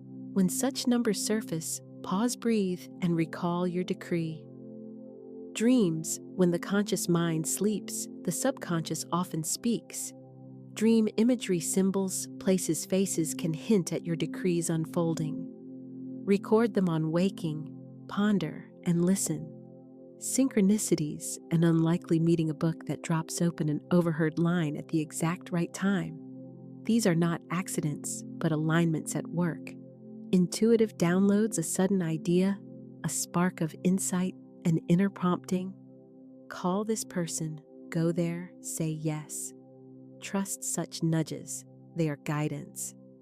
Pause and remember a time you received a sign, perhaps a repeating number, a dream, or a stranger's timely word. Recall the feeling, uncannily perfect, as if the universe scripted a personal message. That is the voice of signs. During the 9 days, signs tend to multiply. Your noticing grows. They are not always the manifestation itself, yet they mark the path. If you gather honor and trust them, a coherent pattern begins to appear. Speak this aloud as an intention. I notice. I listen. I honor the signs. Here is a practice to adopt each night of your 9 days. Whisper your decree before sleep. Then add, universe, speak to me in dreams, in numbers, in signs. On waking, note anything unusual, a color, a word, a symbol, a number. Do not brush it aside. Patterns will form, and those patterns will guide your steps. A second exercise: whenever repeating numbers or synchronicities appear, place a hand over your heart and affirm, thank you. I am aligned. I receive the guidance. This simple gesture trains your spirit to recognize and respect the language of signs. Laura's account is one among thousands. Some people discover feathers where they least expect. Others hear a song whose lyrics answer their need.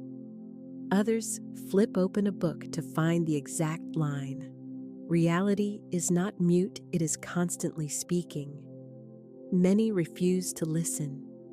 You are not among them. You are awake, attentive, listening. Remember, signs are not decorative coincidences.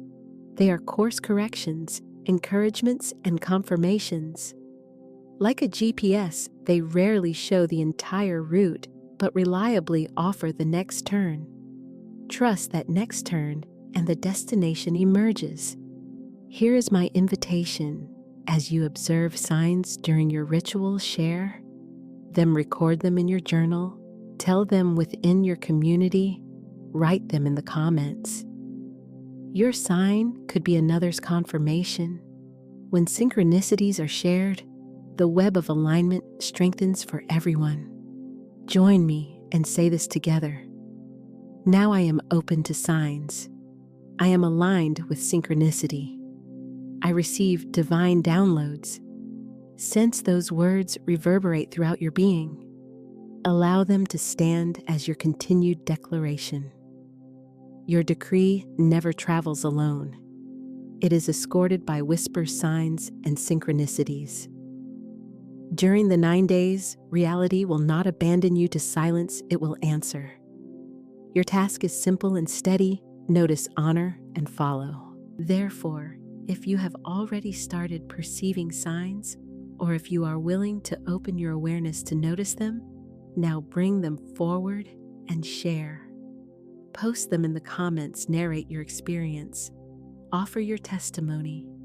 For each sign becomes a lantern for another traveler, and every synchronicity fortifies the collective faith of us all. We have journeyed through decree itself. We have voiced the lost prayer. We have tuned our language as targeted frequencies. We have practiced the 7-step ritual of Solomon and sealed it across 9 days. We have trained our ears for signs and synchronicities, yet one last threshold remains, one last adversary to confront and overcome doubt. Doubt steals the edge from decree. Doubt arrives as the soft voice that murmurs, "What if it doesn't work? What if I am naive to believe? What if nothing shifts at all?" Doubt forms the hairline fracture in the foundation through which faith drains. Permit doubt to govern and your words dull. Allow it to reign and your decree forfeits its commanding force.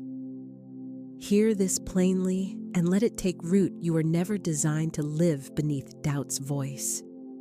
You were fashioned to live within the steadiness and sovereignty of decree's authority. Picture a sovereign seated firmly upon a throne. He gives a command to the realm. Soldiers stand at attention. Messengers await orders. Scribes set pen to parchment. Now imagine that after speaking, he wavers. Well, perhaps, maybe. If convenient, we'll see. The court would smirk, the soldiers would stall, and the edict would collapse in significance. True authority does not vacillate. It does not hesitate. Now imagine the monarch speaking with a steady, unwavering voice. It shall be so. No apology accompanies the statement. No pause, no speck of doubt. Soldiers advance, messengers speed away, and the decree travels outward unimpeded. That is the model for you. Your words are royal edicts. You are the sovereign over your inner realm. When you decree, you must speak with that same unshakable certainty. Say aloud with full intention, "I release doubt. I claim authority." Speak again with firmer resolve and deeper conviction. "I release doubt. I claim authority."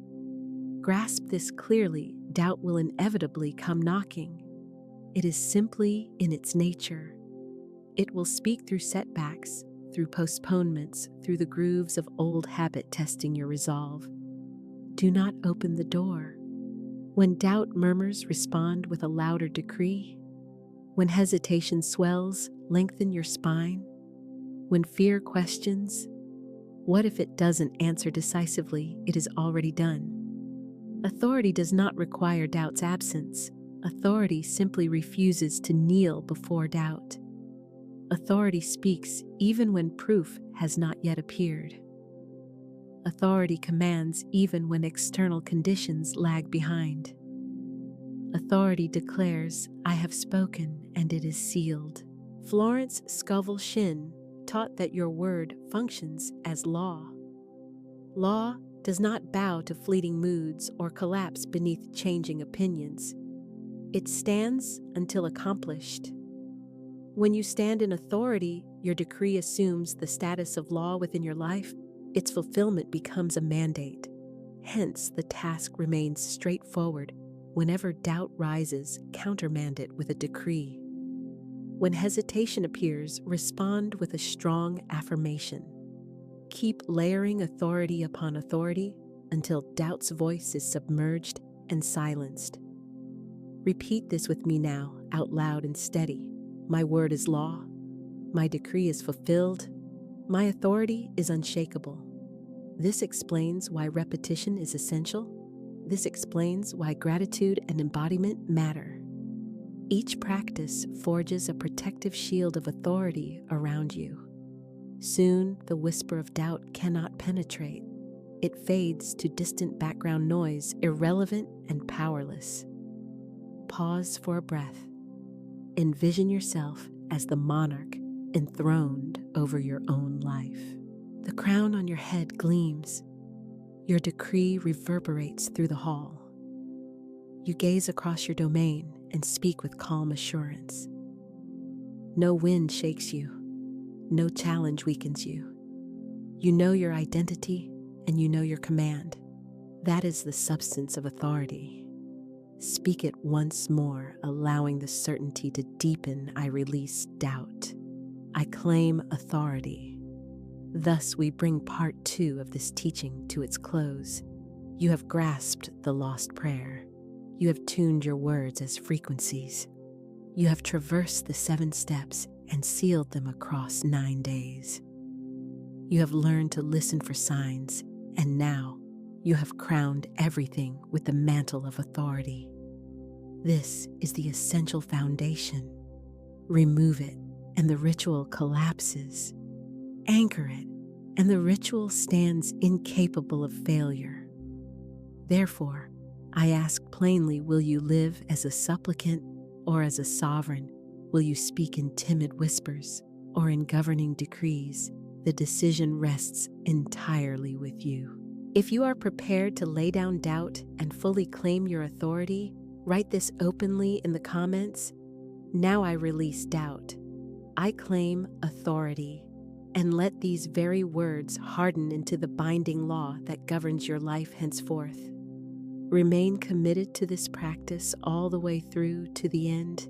Its steady application will transform the very atmosphere around you. Beloved, as we pass into this consecrated chamber of sound and speech, let the unseen harp pluck the strings of your spirit. Gently close your eyes. Draw long, steady breaths. Sense the sacred stillness gathering. You are crossing the threshold of the inner sanctuary, where the lost prayer of Solomon rings not as a distant historical echo, but as a living decree charged with power. Take another breath, slow, even, and full. Permit your shoulders to shed all burdens. Let every care that has pressed on you soften and melt like wax before the flame of divine presence.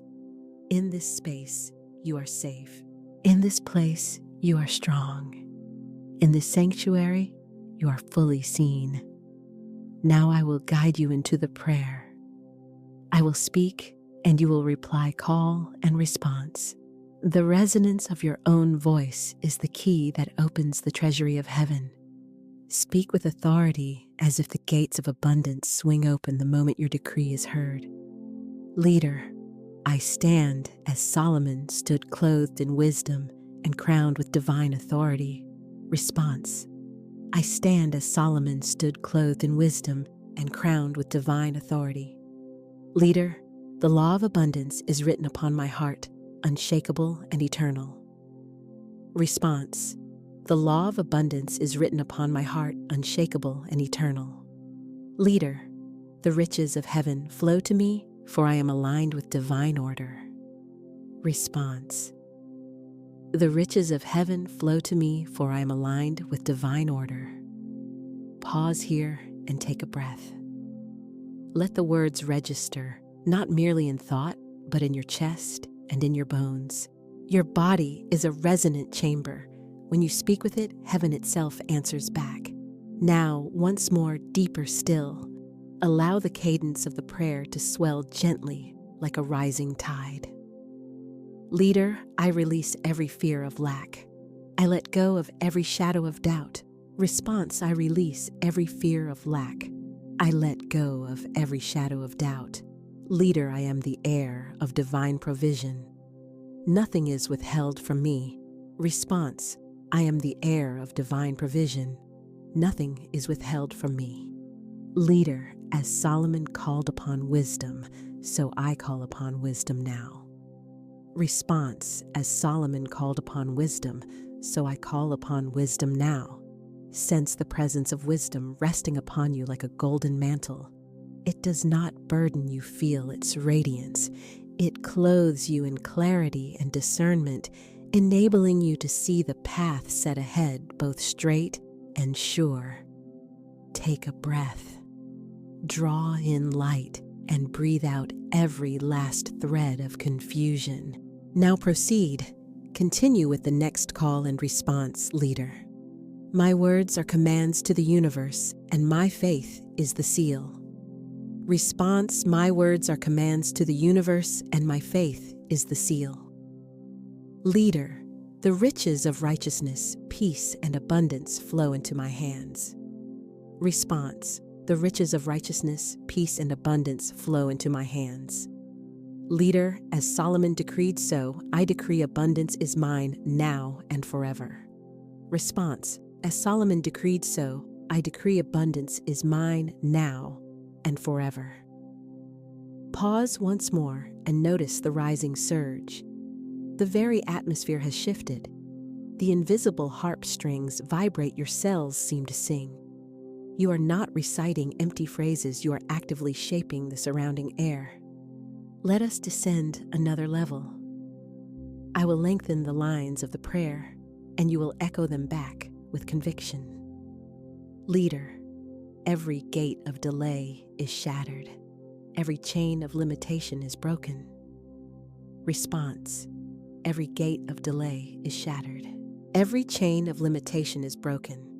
Leader, I walk into wide fields of harvest where the fruits of my labor overflow. Response: I walk into wide fields of harvest where the fruits of my labor overflow. Leader, I am Solomon's heir, a vessel of divine wisdom, wealth, and peace. Response: I am Solomon's heir, a vessel of divine wisdom, wealth, and peace. Continue breathing slowly and reverently, allowing the atmosphere to grow dense with a sense of power and presence. Now draw the prayer into its summit. Do not speak it as a mere whisper. Proclaim it as a decree, as a trumpet sounding. Leader, I declare the abundance of heaven fills every corner of my life. Response: I declare the abundance of heaven fills every corner of my life. Leader, I declare the wisdom of Solomon flows through my thoughts and actions. Response: I declare the wisdom of Solomon flows through my thoughts and actions. Leader, I declare divine order establishes me in prosperity now and always. Response: I declare divine order establishes me in prosperity now and always. Take a slow breath, pause within it. Allow the encompassing stillness to hold and embrace you completely. In the theater of your inner vision, the harp keeps sounding a gentle, continuous melody. You are enfolded by the sacred quiet that arrives after a decree is spoken, the potent stillness, fertile and receptive, in which manifestation begins to take root and grow. Linger in this space for a little while. Allow your heart to settle, to recline upon the truth of every word already declared. You have prayed in the manner of Solomon himself, not from supplication or mere wishing, but from command, drawing on an authority anchored firmly in the unchanging law of the divine. And now recognize this: the gates of abundance stand swung wide. The entryway to provision is open before you. Beloved one, you have uttered the words of Solomon's prayer, and the very atmosphere has changed tone.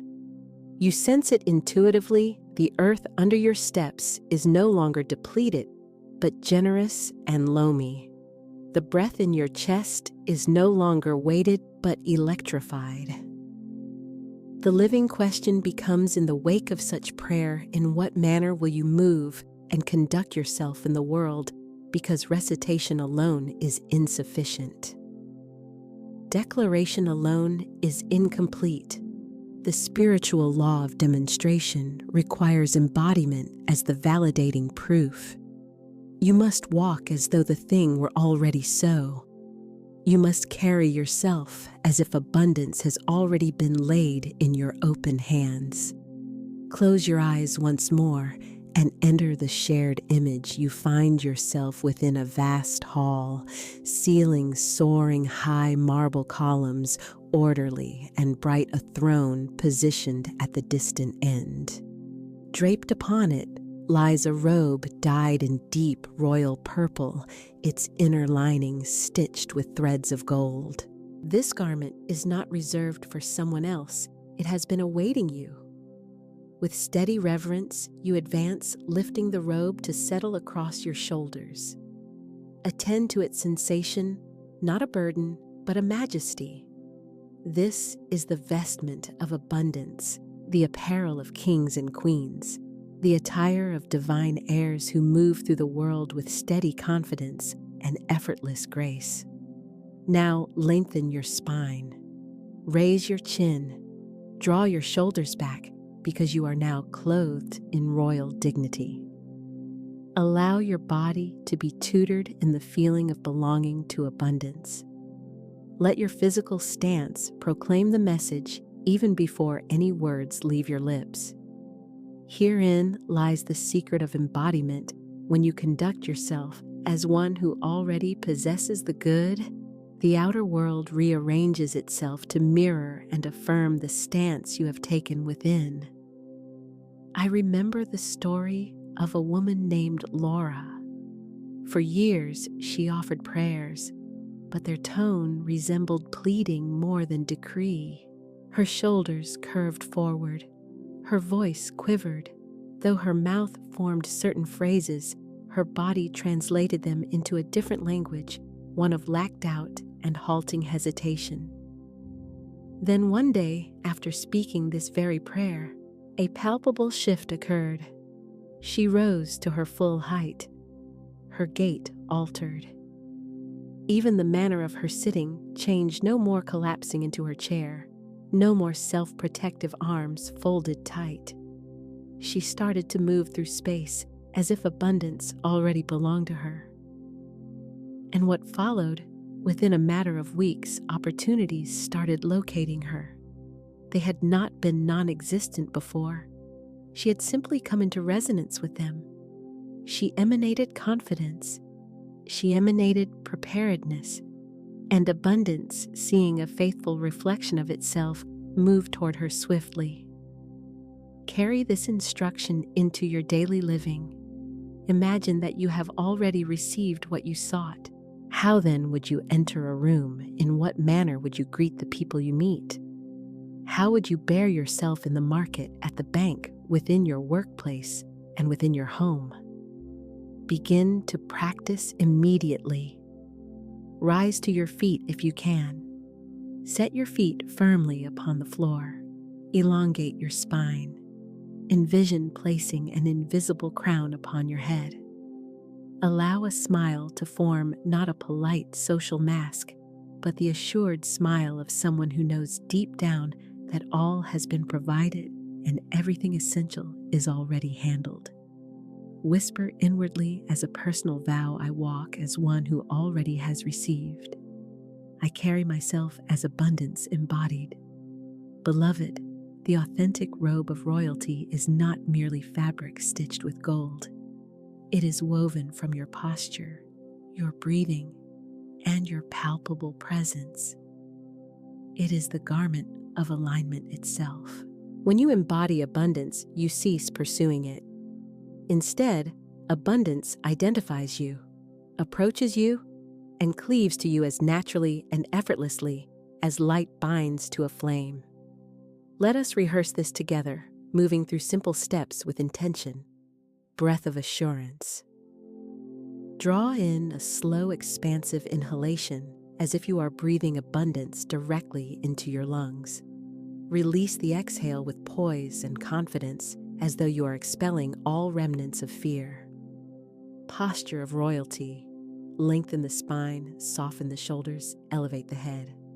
Let the body signal to the soul, we are secure, we are grounded and established. Eyes of expectancy. Allow your gaze to rest forward, not lowered and not averted, held with expectation. Look outward as one who anticipates good reports, as one who trusts that doors will swing open at the right moment. Smile of fulfillment.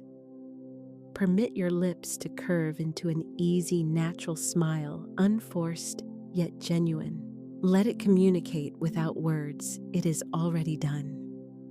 Now speak these lines with me, letting them take up residence in your body.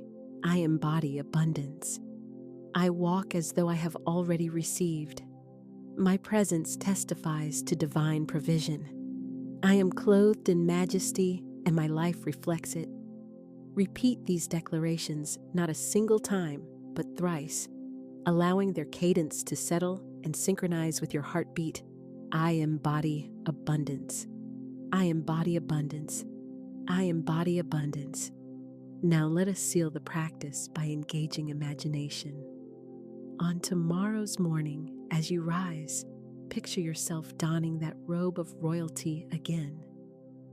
Before you reach for your phone or rush into tasks, dress yourself in abundance through breath, through posture, through spoken words. Throughout the day, whether during ordinary errands or important meetings, see yourself moving as Laura moved, radiant in presence, confident in bearing, and already provisioned. This is the method by which abundance ceases to be a passing petition and becomes a sustained way of life. You are no longer waiting passively, you are walking it out. You are no longer merely hoping, you are giving living demonstration.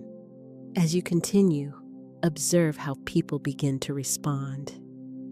They may not be able to articulate the cause, yet they will register it.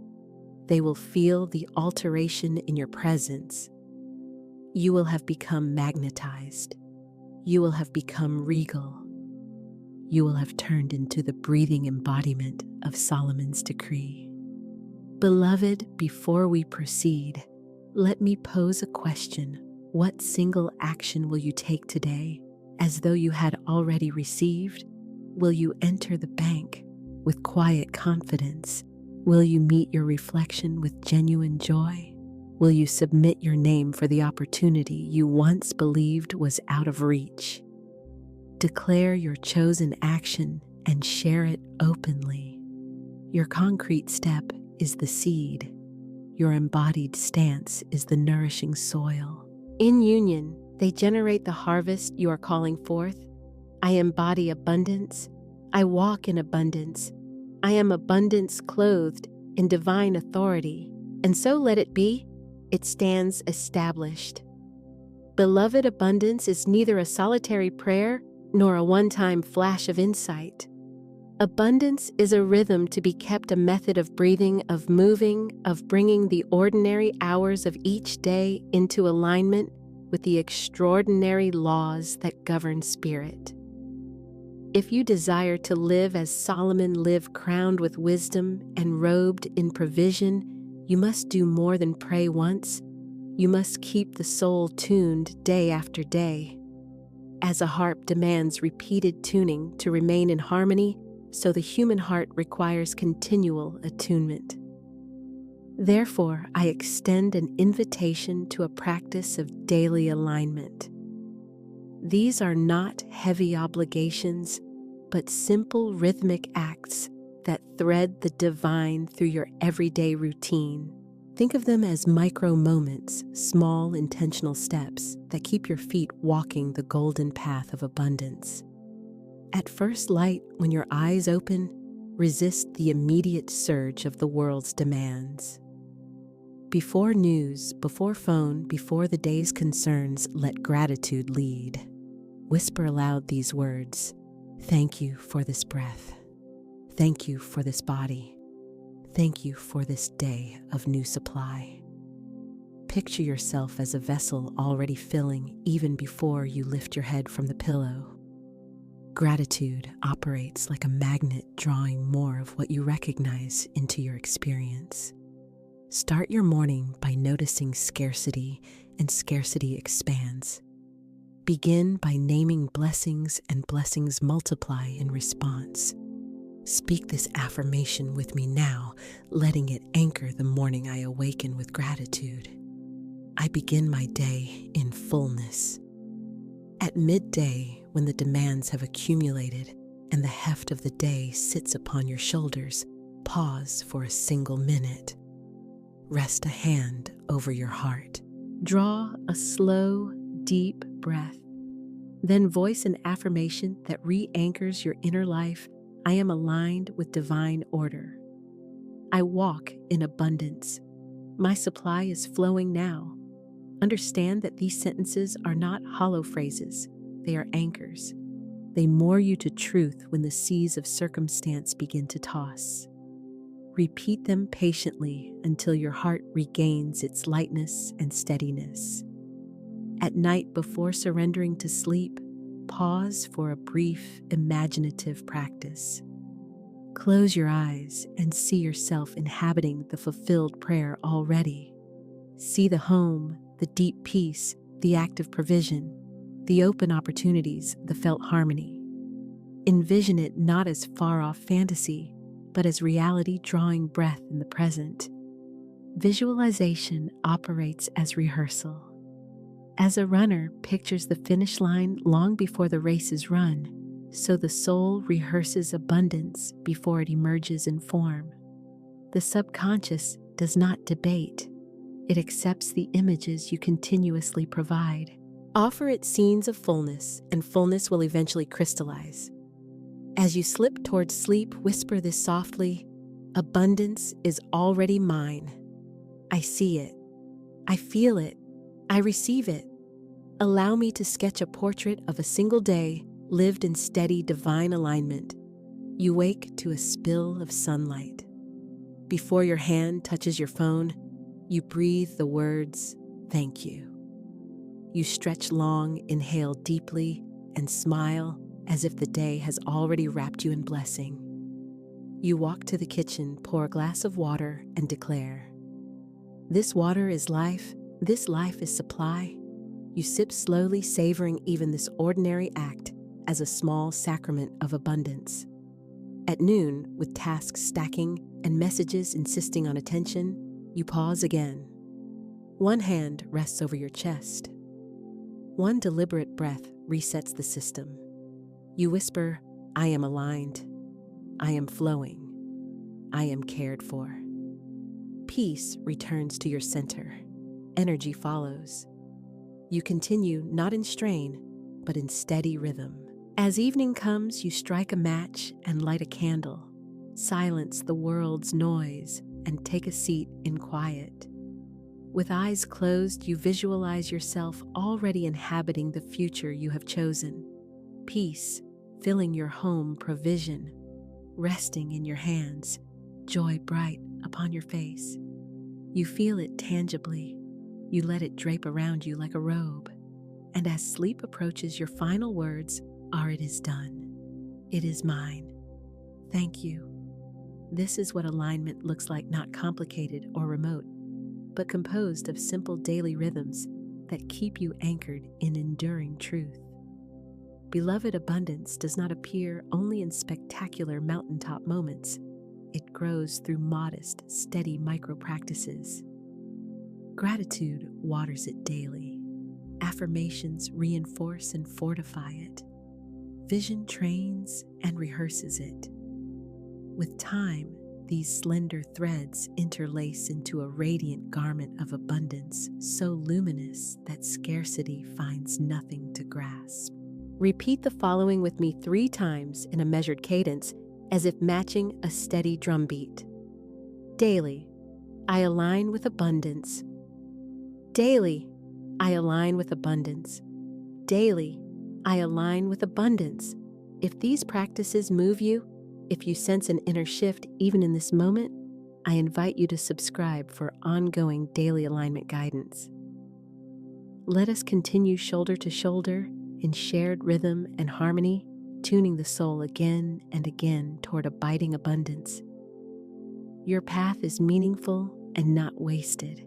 Your alignment is already active and producing. The harvest is assured and on its way. Beloved, the road of abundance shines with light, yet it remains grounded in reality. It contains exhilarating breakthroughs and at times tests of faith. After the high flight of prayer, after clothing yourself in embodiment, after settling into daily rhythm, resistance can still surface. Do not let it catch you off guard. Resistance does not signal failure. It testifies that the planted seed is living and pushing to emerge. Picture a seed buried beneath the soil.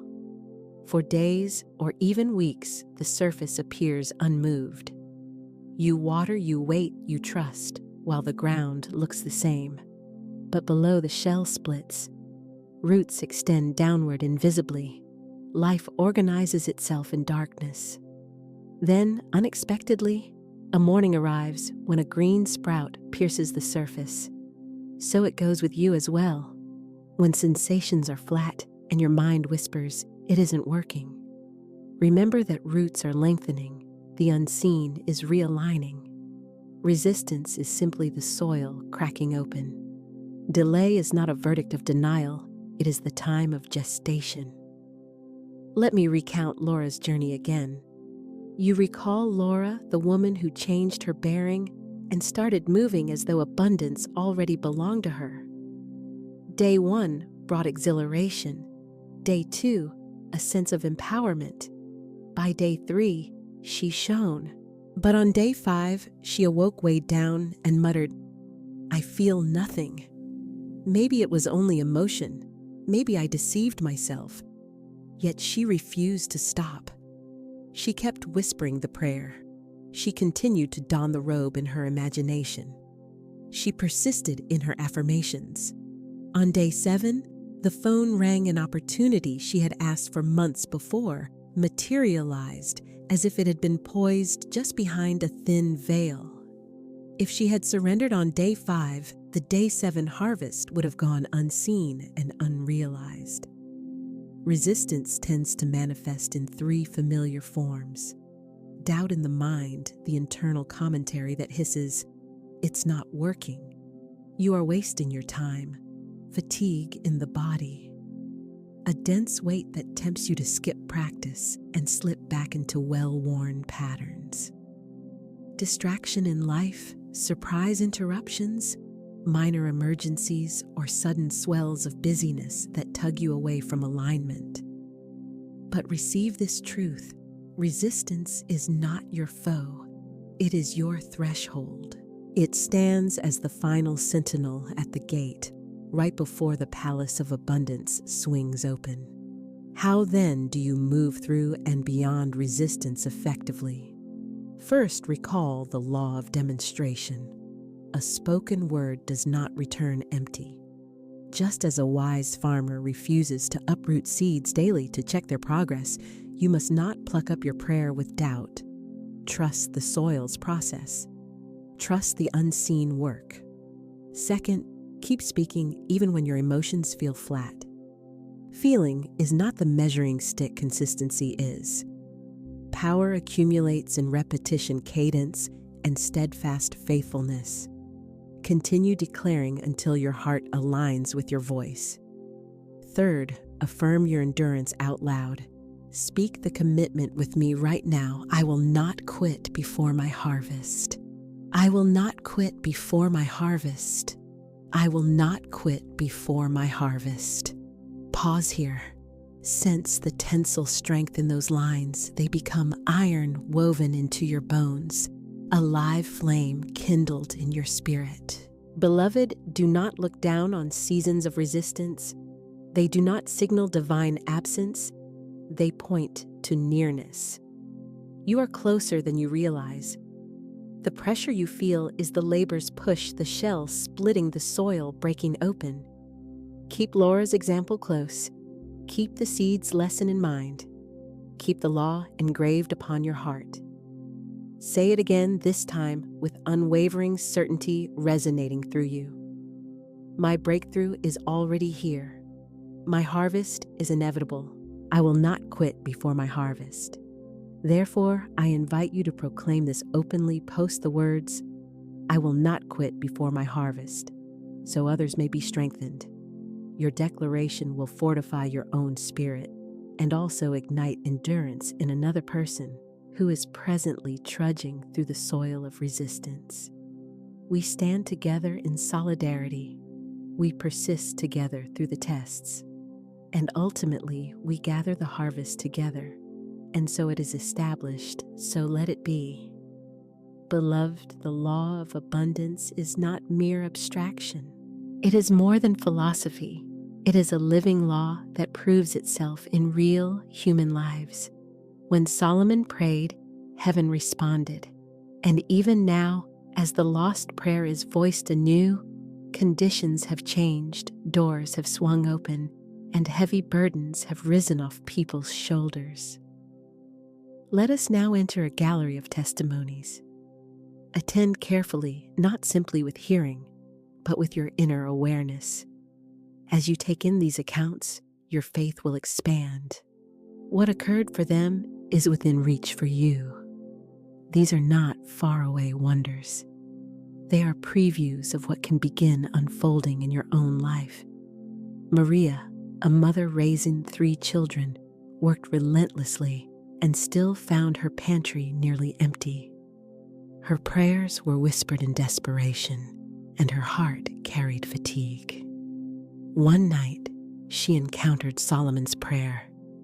She spoke it aloud, shaking at first, then growing steadier and stronger with every line. The following morning, while preparing breakfast, a neighbor appeared at her door, holding several bags of food, saying, "I felt prompted to bring this to you." Maria wept with relief.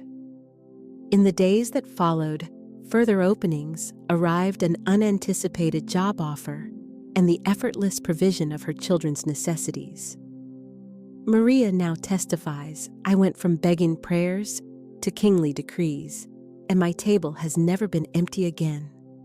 James was a talented yet unseen artist. For years, he painted quietly, secretly questioning his value. After adopting the daily alignment practices, his bearing shifted. His stride grew taller, and his voice expressed new confidence. One afternoon, portfolio in hand, he affirmed softly, "I am aligned with divine order." Only minutes later, he met a gallery owner who had been actively seeking emerging talent. Within weeks, his work appeared in a distinguished exhibition.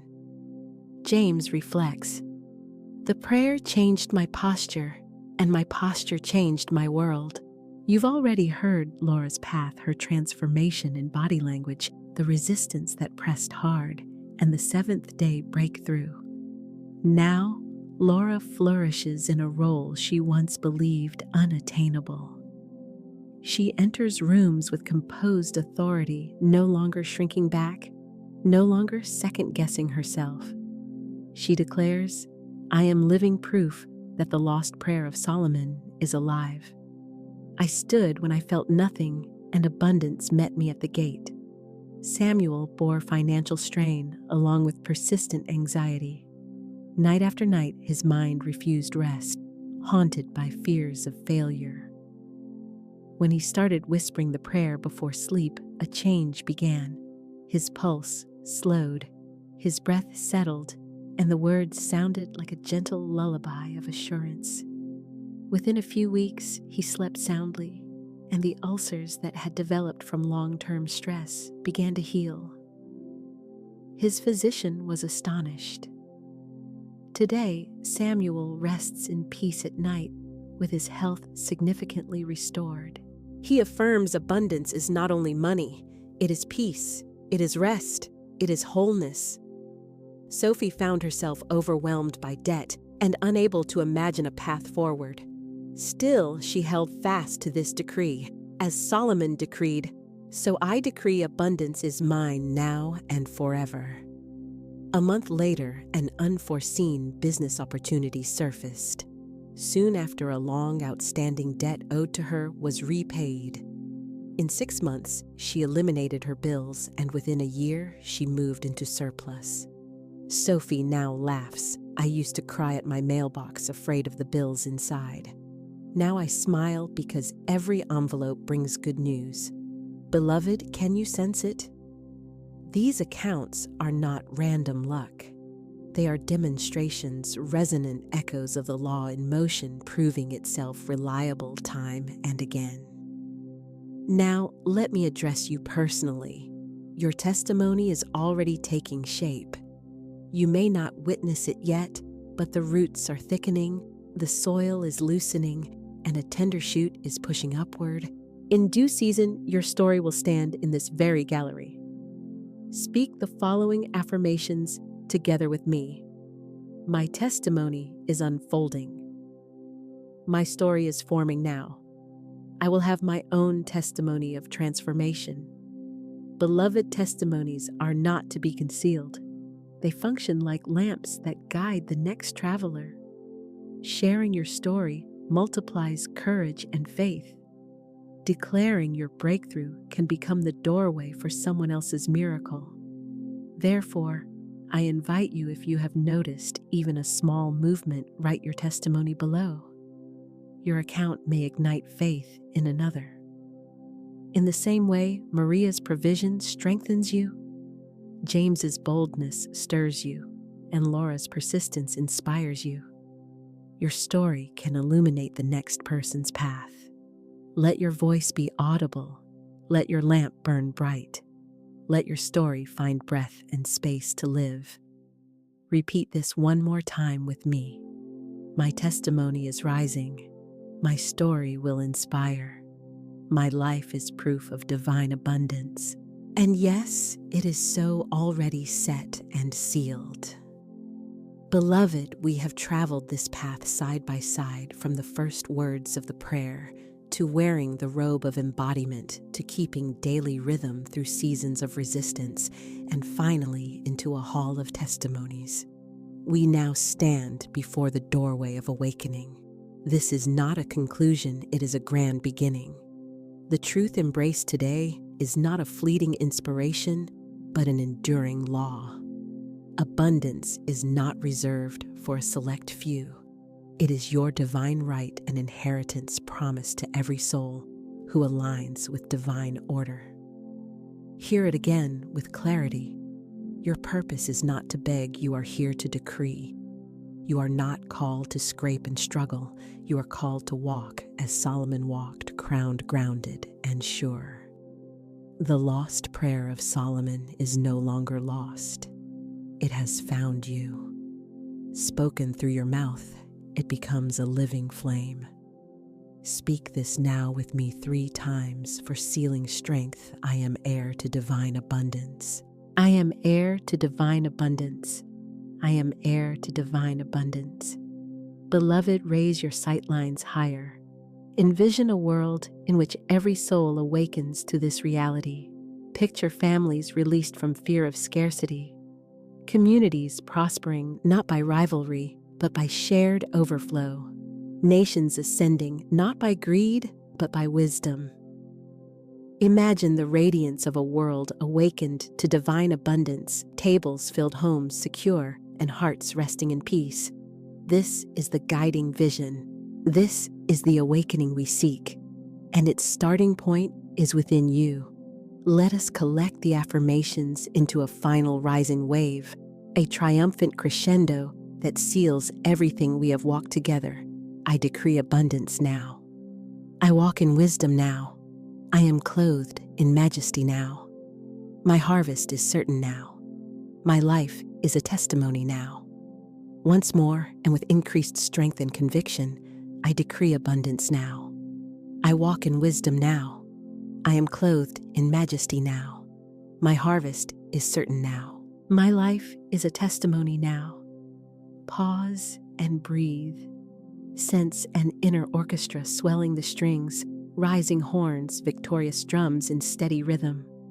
This is the moment of your awakening. This is the song your life is beginning to play. Beloved, as you rise from this space, refuse to let the flame fade. Carry it forward. Live within it. Share it generously. Let your voice resound beyond your personal story, for together we are composing a fresh chapter of abundance in the world. And now, I offer this invitation and call to action. Take the free assessment linked in the description to identify your wealth blocks, the hidden barriers that dam the flow. What you bring into awareness can be released, and what you release creates space for abundance to pour in. Also, pass this message to someone you care for, because abundance multiplies through sharing.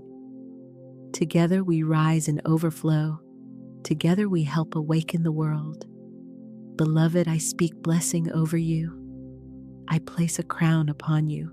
I cloak you in Solomon's wisdom and drape you in the mantle of divine provision. Now walk forward, triumphant, radiant, and unshakable.